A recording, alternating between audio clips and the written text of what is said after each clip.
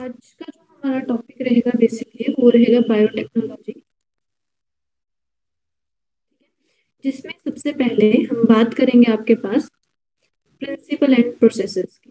ठीक है, तो आज का हमारा जो टॉपिक है वो है बायोटेक्नोलॉजी प्रिंसिपल एंड प्रोसेसेस।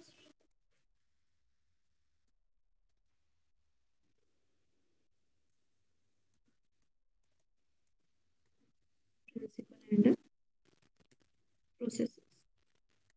ठीक है, तो ये हमारा टॉपिक रहने वाला है आज का। ठीक है, तो देखो बायोटेक्नोलॉजी नाम से ही पता लग रहा है, जहाँ पे दो वर्ड्स का यूज हो रहा है, एक तो बायो का और दूसरा वर्ड जो यूज हो रहा है वो है टेक्नोलॉजी। तो यहाँ पे एक तो किसकी बात हो रही है, बायोलॉजी में। ठीक है, किसका यूज किया जा रहा है, टेक्नोलॉजी का यूज किया जा रहा है। ठीक है, उस प्रोसेस को हम क्या बोल देते हैं, उसी को हमने क्या बोल दिया, बायोटेक्नोलॉजी बोल दिया।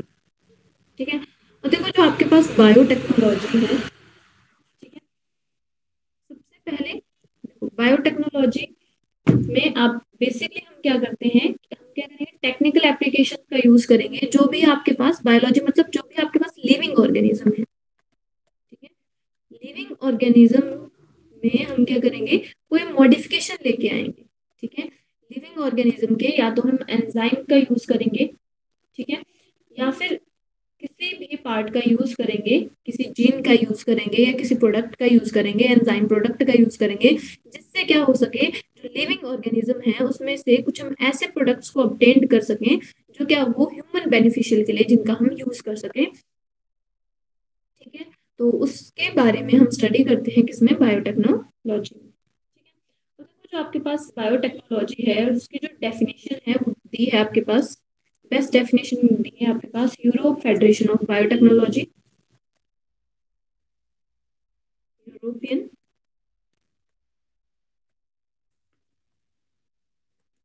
Federation of biotechnology.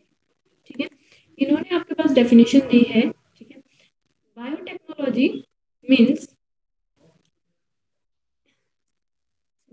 बायोटेक्नोलॉजी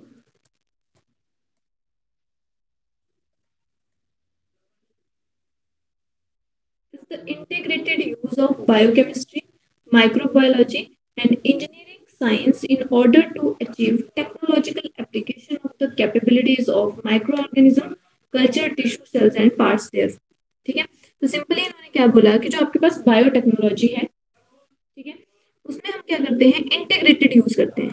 ठीक है, उसमें हम इंटीग्रेटेड यूज करते हैं डिफरेंट चीजों का। ठीक है, एक तो हम किसका यूज करेंगे, यहाँ पे हम बायोकेमिस्ट्री का यूज करेंगे। ठीक है, दूसरा हम यहाँ पे किसका किसका यूज करेंगे, माइक्रोबायोलॉजी का यूज करेंगे। ठीक है, थर्ड हम यहाँ पे किसका यूज करेंगे, जेनेटिक इंजीनियरिंग का यूज करेंगे। ठीक है, जिससे हम क्या कर सकते हैं, जो भी आपके पास ऑर्गेनिज्म है उसको क्या कर सकते हैं, उसमें हम डिजायर्ड जीन को इंसर्ट करवा के उसमें से हम कल्चर को ऑब्टेन्ड कर सकते हैं। ठीक है, तो ये आपके पास क्या बोलता है, बायोटेक्नोलॉजी बोलती है। ठीक है, तो देखो जो आपके पास प्रिंसिपल ऑफ बायोटेक्नोलॉजी है वो बेसिकली दो प्रिंसिपल के बेसिस पे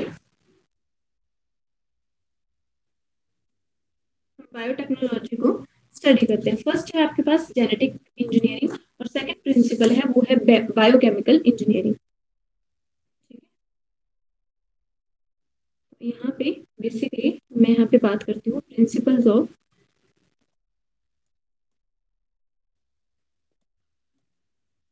बायोटेक्नोलॉजी। ठीक है, तो बायोटेक्नोलॉजी आपके पास बेस्ड है टू प्रिंसिपल। ठीक है, फर्स्ट है genetic engineering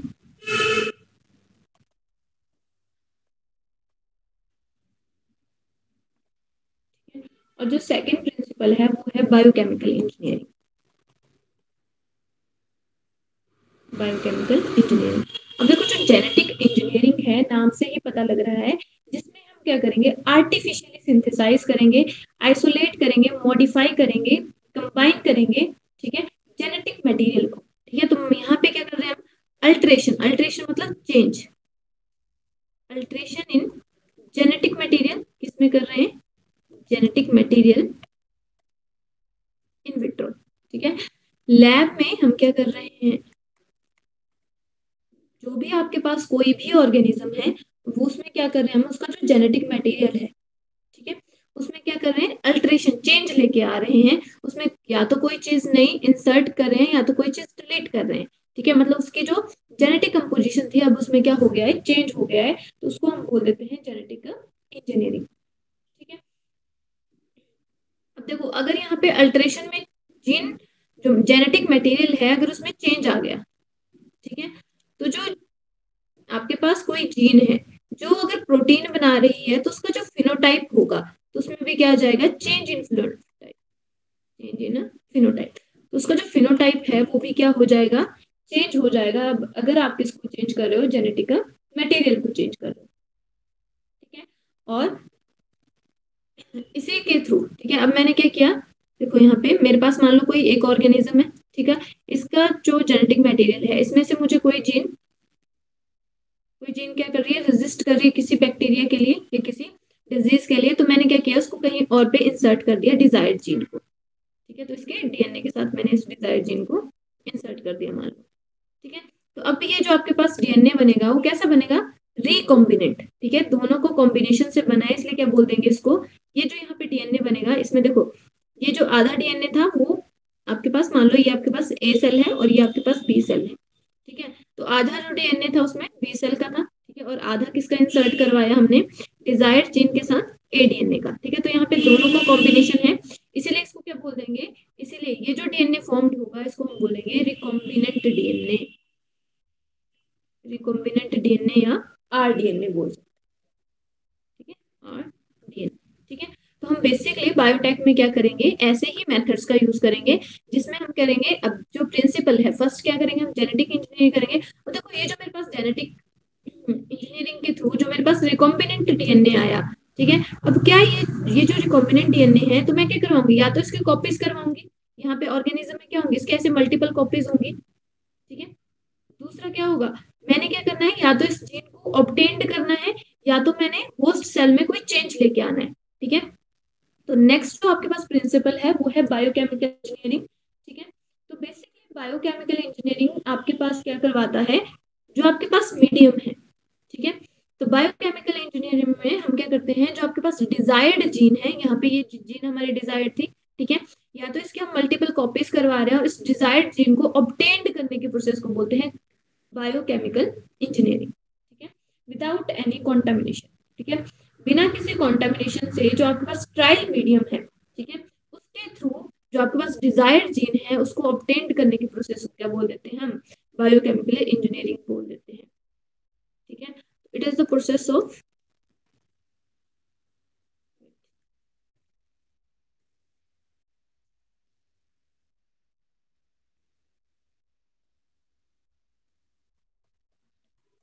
it is the process of obtaining desired gene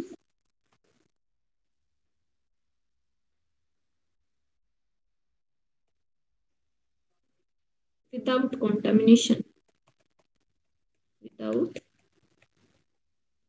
contamination, ठीक है, विदाउट किसी कॉन्टामिनेशन से ट्रायल मीडियम के थ्रू, ठीक है, डिजायर्ड जीन को ऑब्टेन करने के प्रोसेस को क्या बोल देते हैं, हम उसको हम बोल देते हैं बायोकेमिकल इंजीनियरिंग, ठीक है, इतना क्लियर है। नेक्स्ट हम बात करते हैं आपके पास, जो आपके पास जेनेटिक इंजीनियरिंग है वो कब स्टार्ट हुई थी, वो स्टार्ट हुई थी 1972 में, ठीक है। तो फर्स्ट टाइम जो जेनेटिक इंजीनियरिंग थी, ठीक है, उसके बारे में बताया था पॉल बर्ग ने, इसीलिए उनको क्या बोला जाता है, father of genetic engineering, father of genetic engineering इसको बोला जाता है पॉल बर्ग, PERG, ठीक है। इन्होंने कब बताया था, 1972 में, बेसिकली इन्होंने किसके बारे में, इन्होंने रिकॉम्बिनेंट डीएनए टेक्नोलॉजी के बारे में बताया था, ठीक है। रिकॉम्बिनेंट डीएनए टेक्नोलॉजी है, इसको क्या बोल देते हैं, जीन क्लोनिंग, ठीक है। डिजायर जीन को जब आप मल्टीपल कॉपीज बना रहे हो तो उसको हम क्या बोल देते हैं, उसको उसको हम बोल देते हैं जीन क्लोनिंग। ठीक है, और देखो जो आपके पास, अब मैं बात करती हूँ आपके पास द फर्स्ट, नेक्स्ट है आपके पास the first recombinant DNA was, first recombinant DNA was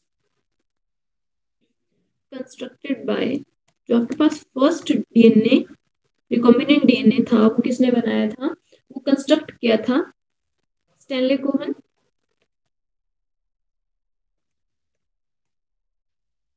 and Herbert Boyer ने, एंड हर्बर्ट बोयर ने। ठीक है, कब किया था, इन 1972। ठीक है, और देखो यहाँ पे बेसिकली उन्होंने क्या किया था, उन्होंने दो बेसिकली इन्होंने कैसे रिकॉम्बिनेंट जो डीएनए बनाया था वो कैसे बनाया था, यहाँ पे इन्होंने क्या किया था, जो आपके पास सैल्मोनेला टाइफी है, सैल्मोनेला टाइफी। ठीक है, तो यहाँ से जो आपके पास सैल्मोनेला टाइफी थे वहां से उन्होंने ऑब्टेन किया था ऐसे, ये इसका देखो, ये मान लो इसका, ये इसका जेनेटिक मटेरियल है। ठीक है, और ये इसका क्या है, जो एक्स्ट्रा क्रोमोसोमल सर्कुलर डीएनए होता है उसको बोला जाता है प्लाज्मिड। ठीक है, तो प्लाज्मिड क्या है आपके पास, ये है इसका प्लाज्मिड। ठीक है, तो प्लाज्मिड क्या होता है, plasmid is the extra chromosomal, chromosome के अलावा, extra chromosomal circular DNA with circular material with ORI, with its origin of replication, origin of replication। ठीक है, अब देखो अगर मैं बात करूं आपके पास प्लाज्मिड की, तो प्लाज्मिड क्या है आपके पास, जो क्रोमोसोम है ये आपके पास क्रोमोसोम है, इसके अलावा जो आपके पास एक्स्ट्रा क्रोमोसोमल आपके पास जो सर्कुलर क्रोमोसोम डीएनए पड़ा है उसको हमने क्या बोल दिया, उसको हमने बोल दिया प्लाज्मिड। ठीक है, अब देखो जो प्लाज्मिड होता है उसके पास क्या होता है, अपना ओरिजिन ऑफ रेप्लिकेशन होता है, ये मान लो इसका क्या है, ORI है। ठीक है, ओरिजिन ऑफ रेप्लिकेशन है, मतलब क्या हुआ इसका, कि अगर मैं इस प्लाज्मिड को बाहर भी निकाल दूं, ठीक है, और प्लाज्मिड में कैसे जीन्स होती है, नॉन एसेंशियल जीन्स होती हैं, कि अगर मैं इस प्लाज्मिड को सेल के बाहर भी निकाल दूं तो इसका सेल के ऊपर कोई नेगेटिव इम्पैक्ट नहीं पड़ेगा। ठीक है, और जो आपके पास ओरिजिन ऑफ रेप्लिकेशन है वो किस में हेल्प करेगा, कि जो आपके पास ये जो प्लाज्मिड है ये क्या कर सकता है, सेल्फ मल्टीप्लाई कर सकता है। ठीक है, अपने आप ये मल्टीप्लिकेशन कर सकता है, अपने नंबर को इंक्रीज कर सकता है। ठीक है, और देखो इन्होंने क्या किया था, इन्होंने यूज किया था किसका, यहाँ पे मैं बात करती हूँ, यहाँ पे बेसिकली ये सैल्मोनेला टाइफी की बात कर रहे हैं हम। ठीक है, तो यहाँ पे इसका ओरिजिन ऑफ रेप्लिकेशन है, यहाँ पे ये इसका प्लाज्मिड है। ठीक है, और ये इसका मान लो जेनेटिक मटेरियल है।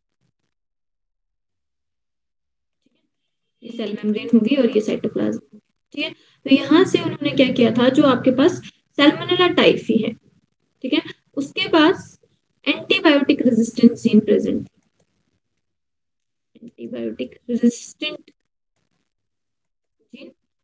ठीक है, तो इन्होंने बेसिकली क्या किया, इस जीन को, इस प्लाज्मिड को निकाल के यहाँ से जो डिजायर्ड जीन है, मान लो ये डिजायर्ड जीन थी, इसको क्या किया, with the help of restriction endonuclease इसको कट किया।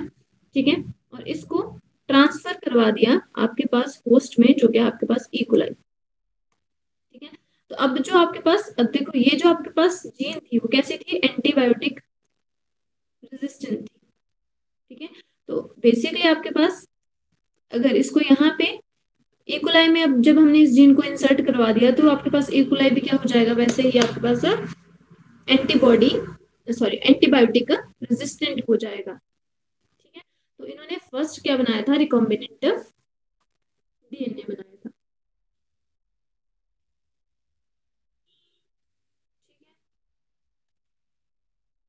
देखो यहाँ पे बेसिकली, अब देखो यहाँ पे ये जो हमने प्रोसेस समझी वो बिल्कुल शॉर्ट में समझे कि ऐसा किया है इन्होंने, बस। ठीक है, अब हम इसी प्रोसेस को क्या करेंगे, बेसिकली डिटेल में पढ़ेंगे कि कैसे आप किसी क्या कर सकते हो, किसी भी ऑर्गेनिज्म से जो डिजायर्ड डीएनए है उसको कट कर सकते हो और कहाँ पे आप उसको अनदर ऑर्गेनिज्म में डाल के बेसिकली ऑर्गेनिज्म को क्या कर सकते हो, मॉडिफाई कर सकते हो और डिजायर्ड कैरेक्टर्स को ऑब्टेन कर सकते हो। ठीक है, तो इसके बारे में हम स्टडी करेंगे अभी।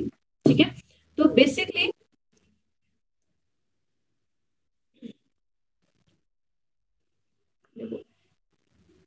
जब आप डीएनए टेक्नोलॉजी की प्रोसेस करते हैं तो उसमें क्या होता है आपके पास डिफरेंट बेसिकली क्या होंगे, तो यहाँ पे मैं बात करती हूँ टूल्स की। ठीक है, तो टूल्स एंड तो टूल्स में बेसिकली क्या चाहिए आपको, डिफरेंट डिफरेंट टूल्स चाहिए। ठीक है, एक तो क्या चाहिए आपको, डिजायर्ड जीन चाहिए, डिजायर्ड जीन जो किसी भी ऑर्गेनिज्म में प्रेजेंट हो सकती है। ठीक है, दूसरा जो आपके पास डिजायर्ड जीन को, अब मैं टूल की बात करूं यहाँ पे, तो बेसिकली जो आपके पास फर्स्ट जो टूल होगा वो है रिस्ट्रिक्शन एंडोन्यूक्लियस, रिस्ट्रिक्शन एंडोन्यूक्लियस। जो रिस्ट्रिक्शन एंडोन्यूक्लियस है वो किस में हेल्प करेगा, जो आपके पास डिजायर जीन है उसको कट करने में हेल्प करेगा। ठीक है, एक तो हमारे पास ये टूल रहेगा। दूसरा जो हमारे पास टूल रहेगा वो क्या रहेगा आपके पास, अगर मैं एंजाइम की बात करी हूँ यहाँ पे। ठीक है, कौन कौन से एंजाइम चाहेंगे, तो एक तो रिस्ट्रिक्शन एंडोन्यूक्लियस जो बेसिकली डीएनए के सीक्वेंस को, जो आपके पास डीएनए का स्ट्रैंड है उसको कट करने में हेल्प करेगा।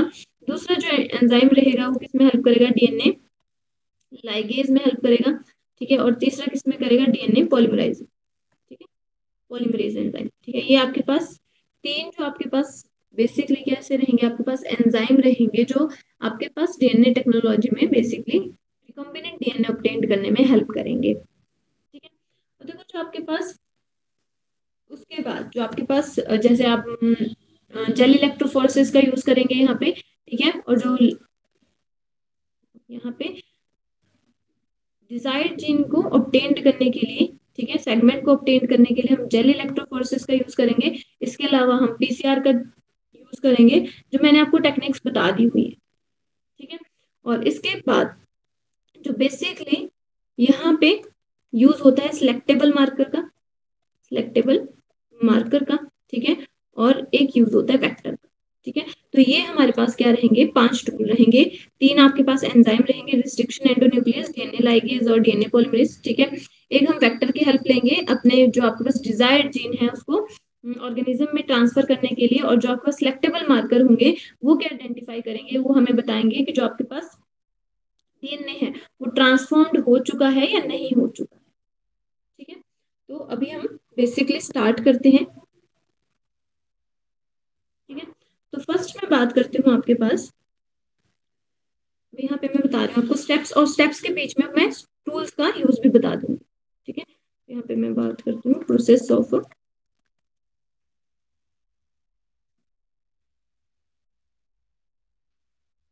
Recombinant DNA technology.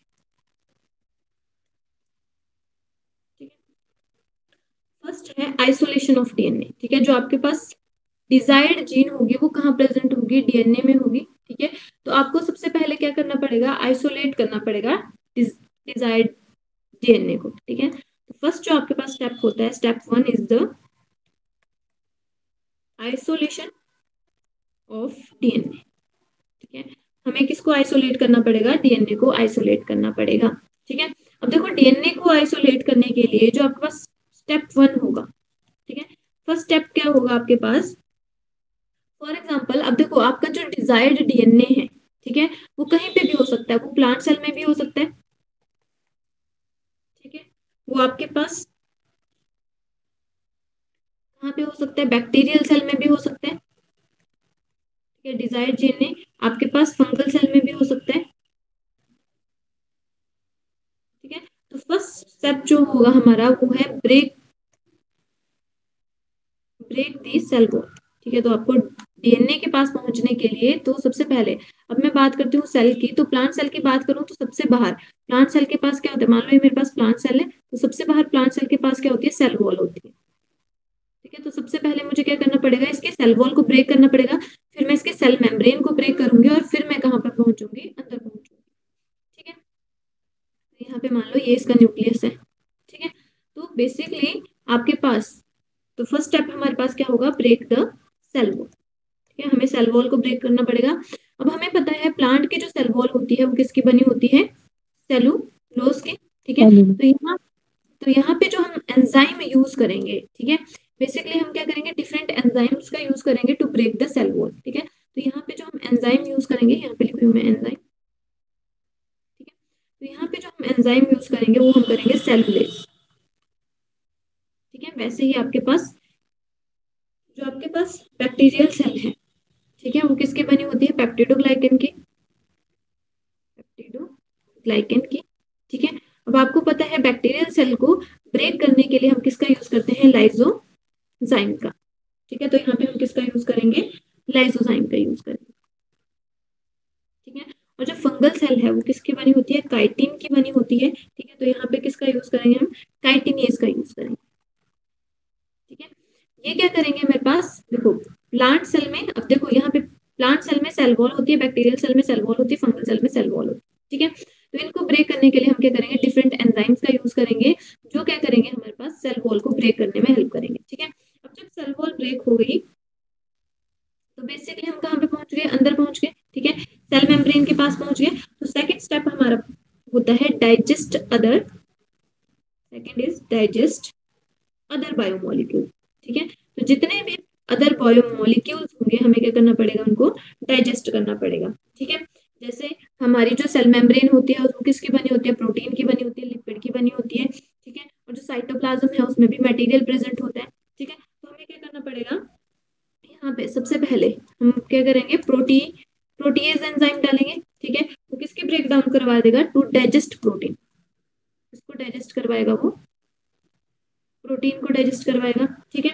उसके बाद हम क्या डालेंगे, जो नेक्स्ट एंजाइम है वो हम एंटर करेंगे, वो हम करेंगे राइबो न्यूक्लियस, ठीक है। अब हम पता है, देखो जो आपके पास सेल मेम्ब्रेन है और जो न्यूक्लियर मेम्ब्रेन है दोनों की कंपोजिशन सेम है, ठीक है। जैसे आपने बेसिकली अमाइलेज डाल दिया, ठीक है। तो अमाइलेज किसको डाइजेस्ट करेगा, अमाइलेज डाइजेस्ट करेगा कार्बोहाइड्रेट को, ठीक है। और लिपिड के लिए आप लाइपेज डालोगे, ठीक है। तो लाइपेज किसको डाइजेस्ट करेगा, लिपिड को, ठीक है। तो जो हमारी सेल मेम्ब्रेन होती है और जो न्यूक्लियर मेम्ब्रेन होती है दोनों की कंपोजिशन सेम होती है, ठीक है। तो हम क्या करेंगे, उसके जो मटेरियल है, मेम्ब्रेन है, उसको क्या करवा देंगे, डाइजेस्ट करवा देंगे, ठीक है। अब हम न्यूक्लियस के अंदर जा गए, देखो यहाँ पे बता रही हूँ मैं, ये मेरे पास मान लो प्लांट सेल है, ठीक है, ये इसकी सेल मेम्ब्रेन है, ठीक है, ये इसकी सेल वॉल है,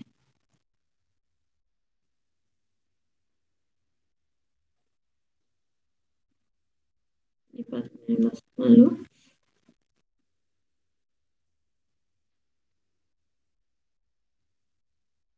तो ये इसकी है सेल मेम्ब्रेन, ठीक है, शॉर्ट में लिख दिया मैंने, ये इसकी है सेल वॉल, ठीक है। तो सबसे पहले हमने क्या किया, सेल वॉल को डाइजेस्ट करवा दिया, ठीक है। तो आपके पास सेल वॉल क्या हो गई, डाइजेस्ट हो गई,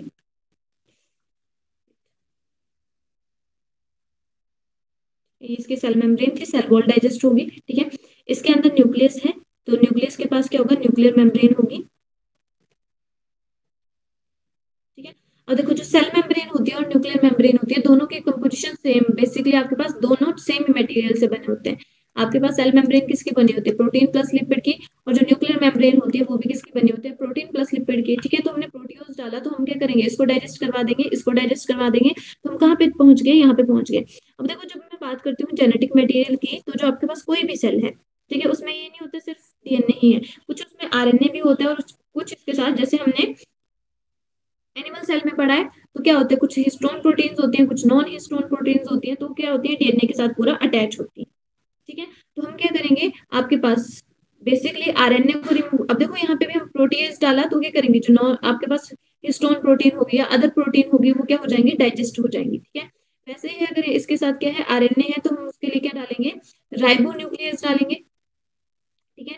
अब ये जो राइबो न्यूक्लियस एंजाइम है वो क्या कर देगा, टू डाइजेस्ट आरएनए को डाइजेस्ट कर देगा, ठीक है। बट हम कभी भी क्या चीज नहीं डालेंगे, ठीक है, बट नॉट ऑफ डीएनए, ठीक है, कभी हम डीएनए नहीं डालेंगे, ठीक है, डिऑक्सी राइबो न्यूक्लिक एसिड, ठीक है। कभी भी हम डीएनए का यूज नहीं करेंगे।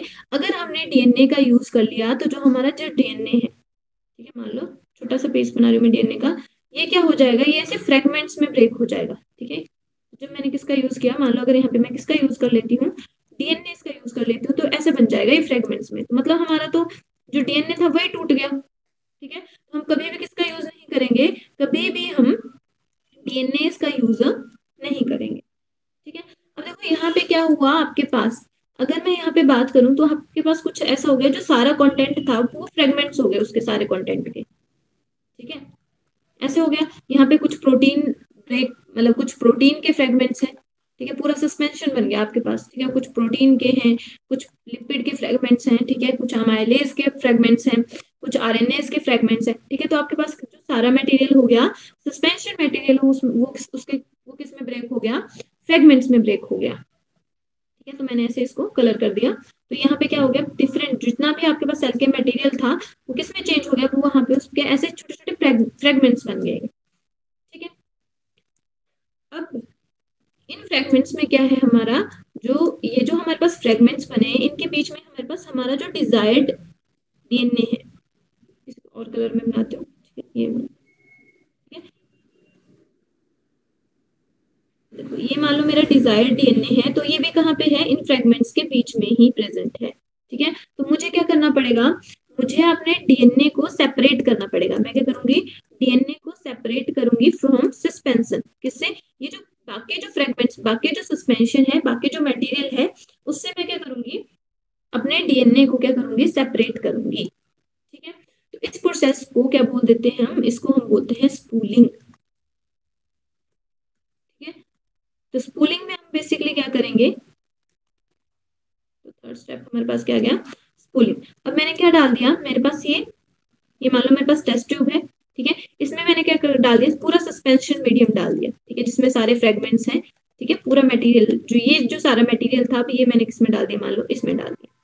ठीक है, ये सारा मटेरियल डाल दिया, और इसके पास क्या है, मेरे पास इसके पास जो मेरा डीएनए है वो भी इसी में है। ठीक है, तो मतलब ऑल जो कंटेंट था, ठीक है, ऑल सेल कंटेंट है इसमें, ऑल सेल कंटेंट। ठीक है, तो ऑल सेल कंटेंट में क्या होगा, इसमें फ्रेगमेंट्स ऑफ डिफरेंट आपके पास बायोमोलिक्यूल्स भी होंगे और मेरा डीएनए भी होगा। ठीक है, जो मेरा डिजायर्ड डीएनए है जिसको मैं ऑब्टेन करना चाहती हूँ। ठीक है, अब मैं देखो, अब ये ऐसे सेपरेट नहीं होगा, इसके लिए मैं इसमें क्या ऐड करूंगी, इसके लिए हम इसमें ऐड करते हैं आपके पास चिल्ड इथेनॉल। ठीक है, तो बेसिकली हम इसमें ऐड करेंगे चिल्ड इथेनॉल, लिख देती हूँ मैं। ठीक है, चिल्ड इथेनॉल। ठीक है, अब जैसे ही मैं इसमें चिल्ड, जो आपके पास डाइजेस्टेड ऑल सेल कंटेंट है, ये कैसा है, डाइजेस्टेड है, मतलब फ्रेगमेंट हो चुके हैं इसके। ठीक है, अब जैसे मैंने इसमें क्या ऐड किया, चिल्ड इथेनॉल ऐड करी, तो जो मेरा डीएनए है वो क्या हो जाएगा, प्रेसिपिटेट आउट हो जाएगा। तो यहाँ पे मैंने येलो कलर में बना दिया डीएनए। ठीक है, तो मान लो ये मेरा जो डीएनए है वो क्या हो गया, प्रेसिपिटेट हो गया। तो इस डीएनए को मैं क्या कर लूंगी, यहाँ से ऑब्टेन कर लूंगी। ठीक है, यहाँ से मैं इस डीएनए को बाहर निकाल लूंगी। ठीक है, तो इस प्रोसेस को हम बोलते हैं स्पूलिंग। ठीक है, तो स्पूलिंग क्या है आपके पास, सेपरेशन ऑफ डीएनए, ठीक है, in form of precipitate from the digestive cell content. ठीक है, तो स्पूलिंग क्या है आपके पास, यहाँ पे लिख देती हूँ मैं, spooling is the process of separation of DNA from, कहाँ से, digested cell content, from digested cell content by adding, क्या ऐड किया हमने, चिल्ड इथेनॉल। ठीक है, तो सेपरेशन ऑफ डीएनए को हमने बेसिकली ये किया, जो आपके पास डाइजेस्ट जो कंटेंट था उसमें से सेपरेट कर लिया। ठीक है, उस प्रोसेस को हमने क्या बोल दिया, उस प्रोसेस को हमने बोल दिया स्पूलिंग। ठीक है, क्लियर है, बताओ इतना क्लियर है आप लोगों को। Yes ma'am. ठीक है, ठीक है, तो आपके पास ये क्वेश्चन आता है कि जो स्पूलिंग है उसमें किसका यूज किया जाता है, तो उसमें आपके पास चिल्ड इथेनॉल का यूज किया जाता है। अब हमने जो हमारा फर्स्ट स्टेप था, ठीक है, प्रोसेस में फर्स्ट स्टेप हमने क्या किया, आइसोलेशन ऑफ डीएनए। अब हमारा डीएनए आइसोलेट हो गया, हमारे पास फर्स्ट स्टेप कंप्लीट हो गया, आइसोलेशन ऑफ डीएनए कर लिया हमने। ठीक है, ये हमने कर लिया। ठीक है, अब जो हमारे पास सेकंड स्टेप है वो क्या करेंगे हम, अब ये मेरे पास क्या हो गया, आइसोलेटेड, ये जो डीएनए है मान लो ये रिप्रेजेंट कर रहे हैं। ठीक है, अब अब ये आ गया मेरे पास आइसोलेटेड डीएनए। ठीक है, तो ये तो मेरे पास बहुत बड़ा डीएनए है। ठीक है, तो ये जो मेरे पास आइसोलेटेड डीएनए है, इसको मैं क्या करूंगी, इसको मैं बेसिकली कट करूंगी। ठीक है, तो नेक्स्ट हमारे पास क्या आ जाएगा, कटिंग ऑफ डीएनए। ठीक है, अब जो कटिंग ऑफ डीएनए है वो किसके हेल्प से करूंगी मैं, with the help of restriction enzyme. ठीक है, तो किसकी हेल्प से करूंगी मैं, यहाँ पे मैं हेल्प लूंगी with the help of restriction enzyme. ठीक है, और देखो मैंने आपको एक चीज बताई कि मैं आपको प्रोसेस और टूल साथ साथ में बताऊंगी। ठीक है, तो यहाँ पे पहले मैं रिस्ट्रिक्शन एंजाइम्स के डिस्कवरी के बारे में भी बता दूंगी और यहाँ पे इसका यूज भी बता दूंगी। ठीक है, तो कंफ्यूज नहीं होना है। ठीक है, टूल और प्रोसेसेस साथ साथ में कर रहे हैं। ठीक है, अब बेसिकली जो आपके पास रिस्ट्रिक्शन एंजाइम है, ठीक है, आपको पता है जो आपके पास रिस्ट्रिक्शन एंजाइम है वो क्या करता है, वो आपके पास डीएनए सेगमेंट्स को बेसिकली जो स्पेसिफिक डीएनए सीक्वेंस है वहां से उसको कट करता है। ठीक है, देखो जो आपके पास रिस्ट्रिक्शन एंजाइम है, सबसे पहले वो आपके पास डिस्कवर हुए थे। ठीक है, इसमें एस्चेरिया कोलाई में। ठीक है, तो कब हुए थे, इन 1963। ठीक है, जो आपके पास दो साइंटिस्ट थे, लिन एंड अर्बर। ठीक है, इन्होंने किसको डिस्कवर किया था, इन्होंने डिस्कवर्ड किया था, डिस्कवर्ड दैट जो आपके पास एस्चेरिया कोलाई है, ई कोलाई है, ठीक है, is able to protect itself from, is able to protect itself from bacteriophage, from attack of bacteriophage. इसका मतलब क्या हुआ मेरे पास, ठीक है, इसका मतलब क्या हुआ मेरे पास, मान लो ये मेरे पास क्या है, ये मेरे पास ई कोलाई की सेल। ठीक है, ये मेरे पास क्या है, ये मेरे पास ई कोलाई की सेल है। ठीक है, ये इसका ऐसे डीएनए है, मैं इसको सिंपल फॉर्म में बना रही हूँ, मैं सर्कुलर डीएनए नहीं बना रही हूँ, स्ट्रेट बना रही हूँ। ठीक है, अब जब इस पे क्या होता है, बैक्टीरियोफाज का मतलब क्या होता है, देखो बैक्टीरियोफाज में दो वर्ड है, एक बैक्टीरियो वर्ड है, फाज वर्ड है। बैक्टीरियल यहाँ पे लिखा है। ठीक है, जो बैक्टीरियो वर्ड है वो किसके लिए यूज किया जा रहा है, बैक्टीरियल सेल के लिए यूज किया जा रहा है। ठीक है, और जो फाज वर्ड है वो किसके लिए यूज जा रहा है, वायरस के लिए यूज किया जा रहा है। ठीक है, तो बेसिकली जो वायरस है, ठीक है, तो यहाँ पे मैंने वायरस बना दिया छोटा सा। ठीक है, जो वायरस है वो क्या करता है, बैक्टीरियल जो सेल है उसको इन्फेक्ट करता है, जिसको हम बोलते हैं बैक्टीरियोफा। ठीक है, और यहाँ पे ये क्या करता है, ये जो इसका जेनेटिक मटेरियल है, ठीक है, जब ये इन्फेक्शन करता है इसको ट्रांसफर कर देता है कहाँ पे, यहाँ पे बैक्टीरियल सेल में। ठीक है, बैक्टीरियल सेल में कौन सी सेल की बात हो रही है यहाँ पे, एक्सटीरिया कोलाई। ठीक है, और यहाँ पे क्या है, ये वायरस है। ठीक है, अब ये जो आपके पास वायरस है वो क्या करता है, बेसिकली वायरस का काम क्या है, ये जाके किसके साथ अटैच हो जाएगा, होस्ट के डीएनए के साथ अटैच हो जाएगा। ठीक है, और क्या करना बना देगा, अपने मल्टीपल कॉपीज बनाना स्टार्ट करेगा, यही होता है। ठीक है, नॉर्मल अगर मैं किसी, यहाँ पे देखो यहाँ पे इकोलाई की नाम बात करें, अगर मैं किसी भी नॉर्मल बैक्टीरियल सेल की बात करूँ, ठीक है, तो बैक्टीरियल सेल में नॉर्मली क्या होगा, जब वायरस अटैक करता है तो वो क्या करता है, आपके जो अपने जेनेटिक मटेरियल को कहाँ पे ट्रांसफर कर देता है, होस्ट ऑर्गेनिज्म में ट्रांसफर कर देता है, और उसका जो जेनेटिक मटेरियल है वो किसके साथ कंबाइन कर जाएगा, होस्ट के डीएनए के साथ कंबाइन कर जाता है। ठीक है, और यहाँ से अपनी मल्टीपल कॉपीज बनाना स्टार्ट कर देता है, यही होता है। ठीक है, बट अगर मैं बात करूं आपके पास ई कोलाई, ठीक है, तो उन्होंने फाइंड आउट किया कि जो आपके पास ई कोलाई है वो क्या कर रही है, उसके पास क्या है, डिफेंस मैकेनिज्म है। ठीक है, अगर यहाँ पे जो आपके पास ई कोलाई है, मान लो ई कोलाई की सेल है, ठीक है, ये मेरे पास ई कोलाई की सेल है। ठीक है, इसके पास क्या है, डिफेंस मैकेनिज्म है, जो क्या कर रहा है, जो वायरस को बिल्कुल फ्रेगमेंट्स में तोड़ दे रहा है। ठीक है, इसको हम बोलते हैं, जो इसका डिफेंस मैकेनिज्म है इसको हम बोलते हैं restriction endonuclease system, endonuclease system. अब बेसिकली जो आपके पास रिस्ट्रिक्शन एंडोन्यूक्लियर सिस्टम है वो क्या बता रहा है, वो दो चीजें बता रहा है, ठीक है। एक तो क्या बता रहा है वो कि जो आपके पास, ये मान लो ये मेरे पास एस्चेरिया कोलाई है, ये इसका डीएनए है, ठीक है। और ये मेरे पास उस पे किसने, वायरस ने अटैक कर दिया, ठीक है। अब उसने क्या किया, अपना जो डीएनए था वो कहाँ पे ट्रांसफर कर दिया, यहाँ पे इसके सेल में ट्रांसफर कर दिया, ठीक है। अब उन्होंने फाइंड आउट किया कि जो आपके पास एस्चेरिया कोलाई है उसके पास क्या है, डिफेंस मैकेनिज्म है, ठीक है। वह बेसिकली उसके पास एक एंजाइम है जिसको क्या बोलते हैं, रिस्ट्रिक्शन एंडोन्यूक्लियस बोलते हैं। वो क्या कर रहा है, जैसे ही आपके पास डीएनए आ रहा है, ठीक है, जैसे ही वायरस का जेनेटिक मटेरियल आ रहा है, वो उसको क्या कर रहा है, फ्रेगमेंट्स में ब्रेक कर दे रहा है, ठीक है। मतलब इसको इसने क्या किया, कट कर दिया, ऐसे फ्रेगमेंट्स में, ऐसे फ्रेगमेंट्स में कट कर दिया, ठीक है। तो अगर आप यहाँ पे जो वायरस का जेनेटिक मटेरियल है वो फ्रेगमेंट्स में कट हो गया, ठीक है, तो क्या वो पे जो वायरस का जेनेटिक मटेरियल था, कि ये मान लो वायरस का जेनेटिक मटेरियल है, वो किसमें कट हो गया, ऐसे फ्रेगमेंट्स में कट हो गया, तो क्या वो इसके साथ अटैच हो पाएगा, नहीं हो पाएगा, क्योंकि क्या हो गया, वो नॉन फंक्शनल हो गया, क्योंकि वो बिल्कुल फ्रेगमेंट्स में टूट गया है, ठीक है।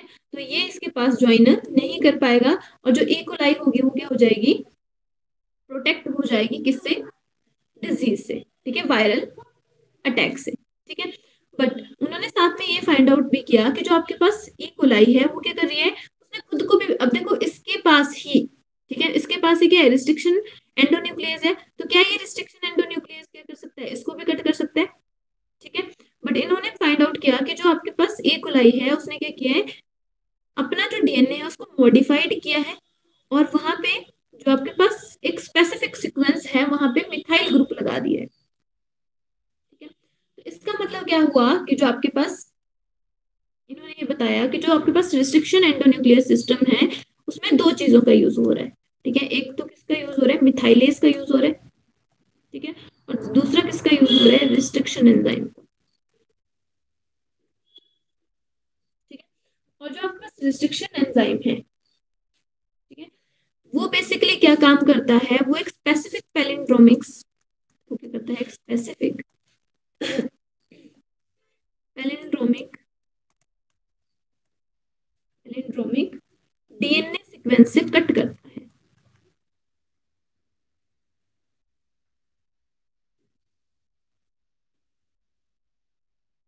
पर्टिकुलर दो, ये क्या करेगा, स्पेसिफिक पैलिंड्रोमिक डीएनए सीक्वेंस से जो डीएनए का सेगमेंट है उसको कट करता है, ठीक है। अब यहाँ पे मैंने यूज किया पैलिंड्रोमिक वर्ड, ठीक है।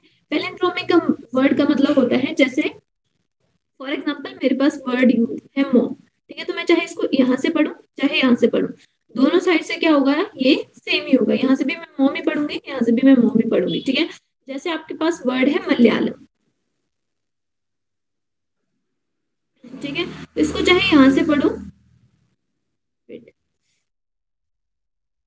है, जो इसको यहाँ से पढ़ो चाहे यहाँ से पढ़ो, तो आपके पास क्या होगा, सेम ही सीक्वेंस आएगा, ठीक है। तो आपके पास पैलिंड्रोमिक सीक्वेंस, डीएनए सीक्वेंस क्या होता है, जो आपके पास जब भी आप कौन से एंड से पढ़ोगे, फाइव, हमेशा कहाँ से पढ़ना है, फाइव डेस्क एंड से, ठीक है। तो आपके पास सेम सीक्वेंस होगा, आगे वाली साइड भी और पीछे वाली दोनों स्टैंड पे सेम सीक्वेंस होगा, ठीक है।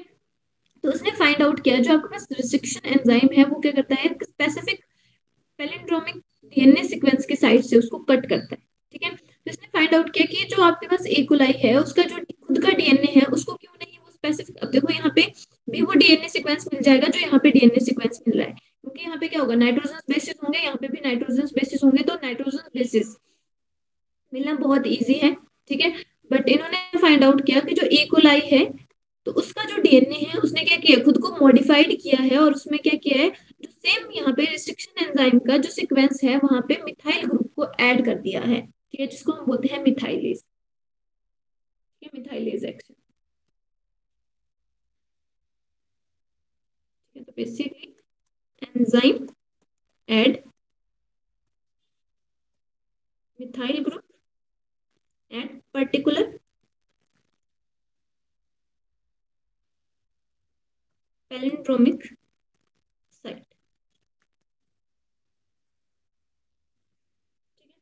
अब देखो जो आपके पास रिस्ट्रिक्शन एंजाइम है उन्हीं को हम क्या बोल देते हैं, रिस्ट्रिक्शन एंडोन्यूक्लियस बोल देते हैं, ठीक है। एंडो मतलब क्या कर रहे हैं, स्पेसिफिक, जो आपके पास पैलिंड्रोमिक डीएनए सीक्वेंस होगा, मतलब स्पेसिफिक जो सीक्वेंस होगा वहां से क्या कर रहे हैं वो डीएनए के सेगमेंट को कट कर रहे हैं। तो जो रिस्ट्रिक्शन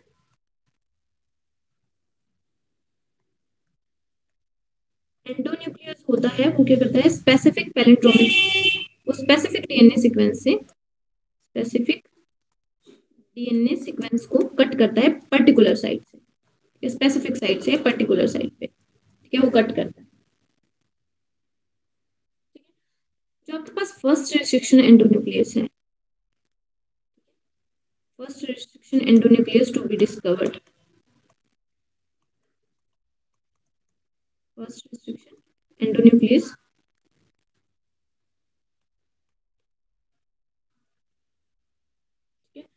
वो है Hind two, discovered is Hind two, ठीक है। अब देखो जब मैं बात करती हूँ नेमिंग की, ठीक है, तो नेमिंग हम कुछ ऐसे करते हैं जो इसका फर्स्ट वर्ड है, ठीक है, रिस्ट्रिक्शन एंडोन्यूक्लियस का जो फर्स्ट वर्ड है जैसे एच वर्ड है, ठीक है, वो किसको रिप्रेजेंट कर रहा है, एच स्टैंड फॉर हीमोफाइलस, ठीक है, हीमोफाइलस, ठीक है, तो ये किसको रिप्रेजेंट कर रहा है, फर्स्ट वर्ड रिप्रेजेंट जीनस, ठीक है, सेकंड वर्ड रिप्रेजेंट्स, ठीक है, सेकंड टू वर्ड्स, ठीक है, second two words represents the species epithet, ठीक है, ये किसको रिप्रेजेंट कर रहे हैं, इन्फ्लुएंजा, इन्फ्लुएंजा, ठीक है, तो ये इन्फ्लुएंजा क्या आपके पास, ये रिप्रेजेंट कर रहा है स्पीशीज एपिथेट, ठीक है, और जो आपके पास डी है, ठीक है, तो जो यहाँ पे जो वर्ड डी है वो किसको रिप्रेजेंट कर रहा है, वो डिफरेंट रिप्रेजेंट कर रहा है स्ट्रेन को, कौन से बैक्टीरिया के स्ट्रेन से, हिंद, जो आपके पास HIND2 जो आपके पास रिस्ट्रिक्शन एंडोन्यूक्लियस है वो ऑब्टेन्ड हुआ है, तो वो किसको रिप्रेजेंट कर रहा है, स्ट्रेन को रिप्रेजेंट कर रहा है आपके पास डी, और जो टू है वो किसको रिप्रेजेंट कर रहा है, सीक्वेंस को,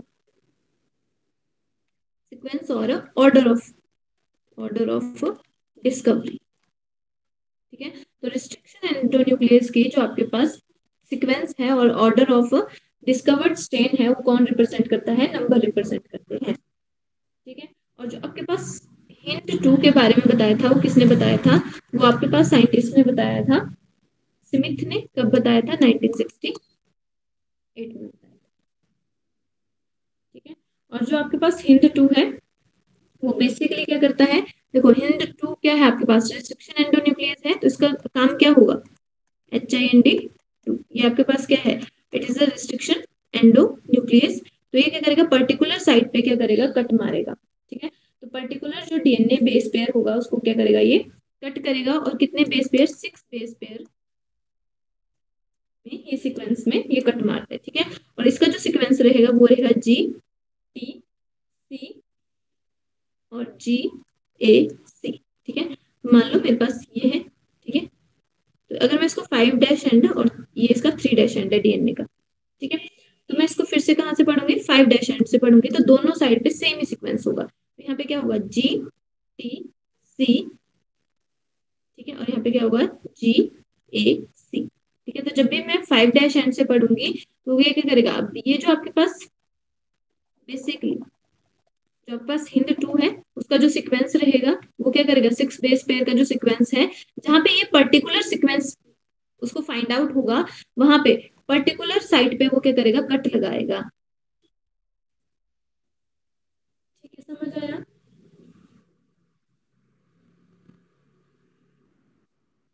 ठीक है?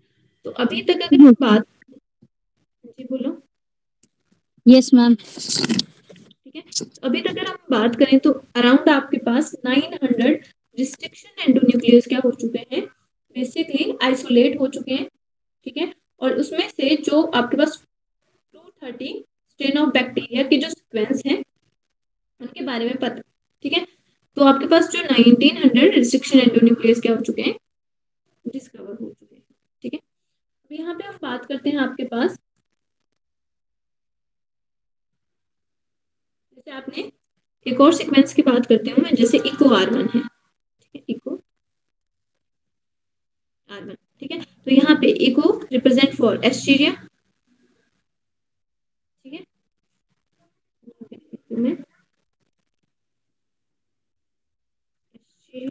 ठीक है, CO स्टैंड फॉर कोलाई, ठीक है, और R किसको रिप्रेजेंट कर रहा होगा, स्ट्रेन को, और जो 1 है वो किसको रिप्रेजेंट कर रहा होगा, ऑर्डर और सीक्वेंस, ठीक है। तो ऐसे हम क्या करते हैं, किसी भी रिस्ट्रिक्शन एंडोन्यूक्लियस की क्या करते हैं, नेमिंग करते हैं। This is the naming method of restriction endonuclease. तो फर्स्ट वर्ड किसको रिप्रेजेंट करता है, फर्स्ट वर्ड रिप्रेजेंट करता है जीनस को, जो आपके पास सेकंड 2 वर्ड्स होते हैं वो रिप्रेजेंट करते हैं स्पीसीज को, ठीक है, ये रिप्रेजेंट करता है स्ट्रेन को, और जो कोई भी आपके पास नंबर होगा, जैसे R1 है, 2 है, 3 है, ठीक है, तो वो किसको रिप्रेजेंट करते हैं, सीक्वेंस को रिप्रेजेंट करते हैं, ठीक है। अब जो आपके पास न्यूक्लियस एंजाइम होते हैं वो क्या होते हैं, आपके पास 2 टाइप होते हैं, एक आपके पास एक्सोन्यूक्लियसिस होता है और एक क्या होता है, रिस्ट्रिक्शन एंडोन्यूक्लियसिस आ रहा है। अब देखो यहाँ पे जो आपके पास रिस्ट्रिक्शन एंडोन्यूक्लियस है वो क्या कर रहा है, रिस्ट्रिक्शन एंडोन्यूक्लियस है वो क्या कर रहा है, डीएनए न्यूक्लियस को ही ब्रेक कर रहा है, ठीक है। तो जो आपके पास रिस्ट्रिक्शन एंडोन्यूक्लियस होते हैं उनको और क्या बोल सकती हूँ मैं, इसको मैं न्यूक्लियस एंजाइम बोल सकती हूँ, ठीक है, या इसको क्या बोल देती हूँ मैं, मॉलिक्यूलर सीजर बोल देती हूँ, ठीक है। अब जो रिस्ट्रिक्शन एंडोन्यूक्लियस होते हैं वो आपके पास 2 टाइप के होते हैं, एक आपके पास एंडोन्यूक्लियस होते हैं, ठीक है, और एक क्या होते हैं आपके पास, एक्सोन्यूक्लियस होते हैं, ठीक है। तो जो आपके पास एंडोन्यूक्लियस है, ठीक है, जो एंडोन्यूक्लियस है और एक क्या है, एक्सोन्यूक्लियस है, ठीक है। तो वो क्या करेंगे, डीएनए मॉलिक्यूल को इनसाइड, मतलब एक पर्टिकुलर सीक्वेंस से डीएनए जो मॉलिक्यूल है उसको क्या करेंगे, कट करेंगे, cut DNA molecule from inside, ठीक है, इनसाइड के किसी स्पेसिफिक सीक्वेंस से कट करेंगे, और जो एक्सोन्यूक्लियस है वो कहाँ से कट करेंगे, cleave DNA molecule from and, ठीक है, तो कहाँ से कट करेंगे, cut DNA molecule eight and, ठीक है, एंड से उनको कट करेंगे, ठीक है, क्लियर है। अब देखो जब भी आपके पास जो, इसीलिए जो आपके पास एंडोन्यूक्लियस है उसको क्या बोल देते हैं, मॉलिक्यूलर सीजर भी बोल देते हैं, तो मैंने यहाँ पे लिख दिया, ठीक है, इनको और क्या बोल देते हैं, molecular scissor, also known as a molecular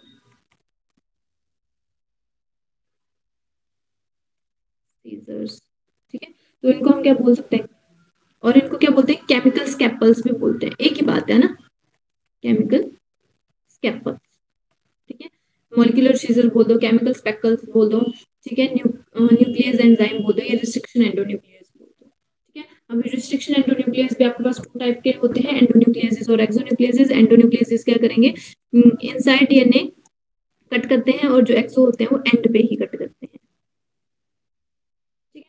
अब बेसिकली जब आपके पास क्या होता है, कोई भी जो आपके पास डीएनए सीक्वेंस है, ठीक है, जब उसको कट करते हैं तो क्या होता है, वो एंड बनाता है, ठीक है, डिफरेंट एंड्स बनाता है, ठीक है। तो यहाँ पे एग्जांपल के लिए मैं बात करती हूँ यहाँ पे इको R1 की, फॉर एग्जांपल मैं यहाँ पे किसकी बात कर रही हूँ, इको R1 की बात कर रही हूँ।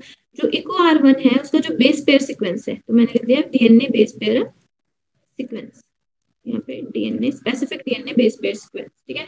तो जो हर आपके पास रिस्ट्रिक्शन एंजाइम होता है उसका specific DNA base pair sequence होता है, जिससे वो क्या करता है, जहां पे वो कट मारता है, ठीक है। तो यहाँ पे जो आपके पास इको R1 है उसका जो बेसिकली जो सीक्वेंस है वो है 5 डैश एंड से बात करते हैं हम, तो 5 डैश एंड से उसका है G A T T और C, ठीक है, ये 3 डैश एंड हो गया। अभी यहाँ से जब मैं 5 डैश एंड से पढ़ूंगी तो यहाँ पे 3 डैश एंड तक मुझे सेम लगेगा ये, ठीक है, GAATTC, ठीक है। तो चाहे मैं इसको यहाँ से यहाँ को पढ़ लूँ या यहाँ से यहाँ को पढ़ लूँ, बट हमेशा जब भी मैंने रीडिंग करनी है तो कौन से एंड से करनी है, 5 डैश एंड से, ठीक है। तो जब भी मैं 5 डैश एंड से रीडिंग करूंगी तो आपके पास क्या होगा, ये दोनों साइड से सेम ही सीक्वेंस आएगा, जिसको हम बोलते हैं पैलिंड्रोमिक सीक्वेंस, ठीक है। अब जो आपके पास यहाँ पे जो इको R1 रिस्ट्रिक्शन एंडोन्यूक्लियस है, ये क्या आपके पास रिस्ट्रिक्शन एंडोन्यूक्लियस है, वो कहाँ से कट करेगा, वो ये आपके पास डीएनए सीक्वेंस को यहाँ से कट करेगा, ठीक है, GA में से, और यहाँ से भी इसको कहाँ से कट करेगा, यहाँ से कट मारेगा, ठीक है। अब देखो अगर इसने इसको यहाँ से कट किया तो आपके पास क्या आ गया, जी आ गया, ठीक है, और बाकी का सीक्वेंस कैसा है, खाली है, ठीक है, मतलब A, A, T, T और C खाली है, ठीक है, 5 डेसिमल, ठीक है। और वहीं पे यहाँ के मैं बात करती हूँ तो यहाँ पे क्या है, बेसिकली स्टैंड की अगर मैं बात करूँ तो यहाँ पे क्या है आपके पास, यहाँ पे बेसिकली जी नहीं है, बाकी का सीक्वेंस सेम है। यहाँ से किसको रिमूव किया है, जी को, तो यहाँ पे क्या है, A, A, T, T और यहाँ पे C, ठीक है। तो ऐसे है आपके पास। अब देखो ये आपके पास क्या बनाएगा, अभी यहाँ पे भी क्या है, अनपेयर्ड है, ठीक है, और ये भी कैसा है, अनपेयर्ड है, मतलब इसके साथ भी क्या जुड़ना है, बेस पेयर जुड़ना है, और इनके साथ भी किसकी अटैचमेंट होनी है, ये भी आपके पास किसके लिए एक्साइटेड है, बेस पेयर से अटैच होने के लिए एक्साइटेड है, ठीक है।